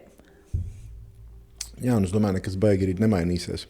Tuvāko 10 gadu laikā es neticu, ka kaut kas baigi mainīsies, jo skaidrs, jo cilvēki vairāk lietos peptīdus, jo cilvēki mazāk nonāks līdz medikamentiem. Tur ir tā farmācijas industrijas, tas kā pretējais, ko cenšas panākt, nezinu, tu vai es, vai kaut kāds cilvēks cenšas par veselīgu dzīvesveidu. Tur ir nauda vairāk, ir zālēs. Ko tur zāles ir tieši tā. Tur nav komentāru. Nevis tur sportot, ēst veselīgi, bet visu dzīvi tur dzert zāles ir principā izdevīgāk sistēmai. Un ja tur ir daudz nauda, tad ir tās, protams, ir idejas, kas tālāk, kur ir nauda, tur ir idejas. Kurš tur nāks tagad bīdīs kaut kādus peptīdus, ar kuriem tagad varētu sagraut farmācijas industrijas kaut kādu peļņu vai mazināt to peļņu. Tas vienkārši ir neizdevīgi, loģiski. Jā, tā kā skatītājiem jāsaprot, ka pašam sev jākļūst par veselības pētnieku. Jā. Pašam jāsaprot, pašam par sevi jārūpējās, pašam jāizglītojās. Jālasa kaut kādas grāmatas, kaut kādi pētījumi, jāsaprot kaut kādas lietas. Vairāk tur sāc iedziļināties. Pārsvarā parasti cilvēki saskarās ar kādām veselības problēmām, tad viņi vai tā kārtīgi pieslēdzās sev, iedziļinās, un tad paši sevi tā kā tur izārstē no sērijas, bet iziet tam cauri, tad viņiem arī izveidojas kaut kāda izpratne. Vai tad viņi neizveidojas nekad. Parasti jā, es redzu divas kategorijas. Cilvēki vienkārši, kam paliek vairāk naudas, viņam ir vairāk naudas, viņam ir varbūt vairāk brīvais laiks, vairāk iespējas, vai arī cilvēks nopietnām veselības problēmām. Tās divas kategorijas. Jā, vai to dzīvi no sērijas izsit no spēles izņemt, tagad kādu brīdi, klausies, vai tu parūpēsies par sevi, vai būs tev galīgi gultas režīms no sērijas, un tad cilvēks kā, hei, ok, man tomēr kaut kas ir jādara. Vai viņi izvēlas neko nemainīt? Kādi tev komentāri par detoksu diētām, ko diezgan aktīvi fitnesā mums ir termins, vai ne? Izdomātais fitnes termins detoks diētas vai detoksēties. Ar ko tu ar to domā? Es nezinu, ko cilvēki ar to domā. Tējas, šitie te sulkūras. Jā, man trūkst vārdu. Bet skatītāji pavalkā, internetu lietotāji pavalkās, vai ne? Protams, tāpēc, ka tu varēs ātri nomas svaru, tur varēs tikt tur kleitā uz Ziemassvētkiem, tur balle un vajag fiksi tā kā notievēt. Bēdīgi. No kāda viedokļa bēdīgi tas, ka mēs vienkārši pazaudējam visus elementus, izšķirājam un izkakājam ārā droši vien visu zarnu mikrofloru, gan labo, gan slikto. Ļoti bieži pēc tam ir tas svara pieaugums ļoti strauji. Tajā brīdī, kad viņi sāk it kā nosacīt normāli ēst, viņi ir ļoti smuki to visu dabūna atpakaļ. Un tas ir tāds super īstermiņa risinājums. Bet internetā labi tirgojās. Par tām šausmām, ko tirgo tas vispār, protams, par nieru, aknu, mazspēju un visādiem brīnumiem, kas ir redzēti balstoties uz to, ka cilvēki gadiem dzer ēdienriežu vietā kaut kādus pulverīšus, kas nav proteīns, bet ir apvienojums no visa iespējamā ar visu iespējamo. Tā ir problēma. Ja tev būtu jāiedod 3 īsi padomi skatītājiem, kā uzlabot savu veselību, kas tie būtu? Un tādu, ko viņš var ieviest no rītdienas un neinvestējot daudz naudu. Tātad, nenašķoties starp ēdienreizēm, tas nozīmē izdomāt, cik reizes dienā mēs ēdīsim. 3 reizes, 4 reizes, saplānot plus mīnus tos laikus, vai starplaikus precīzāk. Tur izdomā, piemēram, ēdīsi 9, tad vai tu pirmo ēdienreizē 9, ok, brīvdienās piecelsies vēlāk, tur pabīdīsies stundas priekš uz atpakaļ, un tad ņem starplaiku, piemēram, 4-5 stundas, un tad tev ir nākamā ēdienreize, un tajā starpā tu tā kā neko neēdi. Tad ūdens, tēja, melna kafija, nesādzam iekšā vilmaiņas, nozīmē nekādas kapučīno, lates, mačas, āboli, piparkūkas un visi brīnumi, kas ir visās sezonās. Tad nākamā ēdienreize atkal bāzēt uz proteīnu, tāpat kā pirmā ēdienreize. Jā, noteikti rītu nevaram sākt ar ogļhidrātiem. Tas nozīmē, ka mums ir jābūt maz 25-30 gramiem proteīnam no rīta. Lai nav tā, ka mēs brokastīs ēdam maizītes, keloksus, putras ar banāniem un ievārījumiem, kur tas proteīna apjoms ir salīdzinoši mazs. Un tas pats arī par pusdienām, protams, olbaltumvielas par bāzi. Tāda starplaiks 5 stundas, nākamā ēdienreize, un tad skatāmies, cik gara ir tā diena. Vai mēs fastojam vai nepastojam. Ja mums ir pirmā ēdienreize 12, mēs brokastis neēdam, tad ok, pirmā ēdienreize 12, tad līdz 12 mēs reāli nedzeram kafiju ar pienu, mēs dzeram tikai ūdeni, tēju, melnu kafiju, sākam dienu 12, 4-5 stundas pauze, nākamā ēdienreize. Un tad trešā ēdienreize noslēdzošā, tad ir vakarā atkal 4-5 stundas pauze. Kāpēc 3 ēdienreizes? Tāpēc, ka visticamāk to proteīnu pa 2 ēdienreizēm savākt būs nereāli grūti, ja vienkārši būs jāēd milzīga porcija. Ja to var fiziski izdarīt, tad droši vien why not, varam ēst arī 2 reizes dienā, 12 un 6, piemēram. Jā, vienkārši ir jābūt sistemātiskai pieejai, un mēs nedrīkstam izlaist ēdienreizes. Šis būtu laikam punkts 1. Punkts 2 būtu svarīgi saprast, apskatīties internetā, ko nozīmē proteīns un cik daudz proteīna satur kaut kādu produktu. Piemēram, cik ir vienā olā, cik ir tur 100 gramos vistā. Lai nav tā, ka mēs domājam, ka 200 gramu vistas filē ir 200 gramu olbaltumvielas. Jo bieži vien cilvēki domā, ka olbaltumvielu produkts satur tieši tikpat daudz olbaltumvielas, cik viņš pats sver. Tā gluži nav. Pasīties tos produktus un tad parēķināt, pasakot līdz, cik tas proteīns dienā tiek uzņemts. Vismaz 1 grams uz kilogramu būtu pilnīgi absolūtais minimums, kā mēs normāli runājam, 1,5–2 gramu uz kilogramu. Tas nozīmē, ja mēs svaram 100 kg, tad 200 gramu proteīns dienā būtu ideāli. Un trešais punkts noteikti ir spēka treniņi un soļi. Jā, tad mazkustīgais dzīvesveids, sēdošais 7–10 tūkstoši soļu dienā, plus 3–4 spēka treniņi. Labi, 3 ieteikumi. Tā kā sāc ievērot no rītdienas. Kur skatītājs tev var atrast, ja grib pasakot to līdzi, pie tos pierakstīties? Es strādāju Anti-Aging institūtā. Var pierakstīties caur Anti-Aging institūtu, zvanīt Veselības centrs 4. Var man atrast Instagramā, bet neesmu tāda, kas ļoti daudz publicē par veselīgo uzturu, lai gan vajadzētu. Pats saka, ka vajadzētu tādus cilvēkus vairāk, bet pat īstenībā to nedaru. Vajadzētu sākt darīt, jā. Bet var atrast sociālos tīklos, protams, arī, un var pieteikties pie manis caur klīniku. Kā atrast? Kā atrast? Jā. Sandija. Skatītājs nezin, kā atrast. Sandija Šplīta. Labi, visi zin, kur atrast. Paldies, ka ieradies. Paldies par sarunu. Bija interesanti. Cerams, arī tev bija interesanti. Tiekamies nākošais. Tā. Paldies.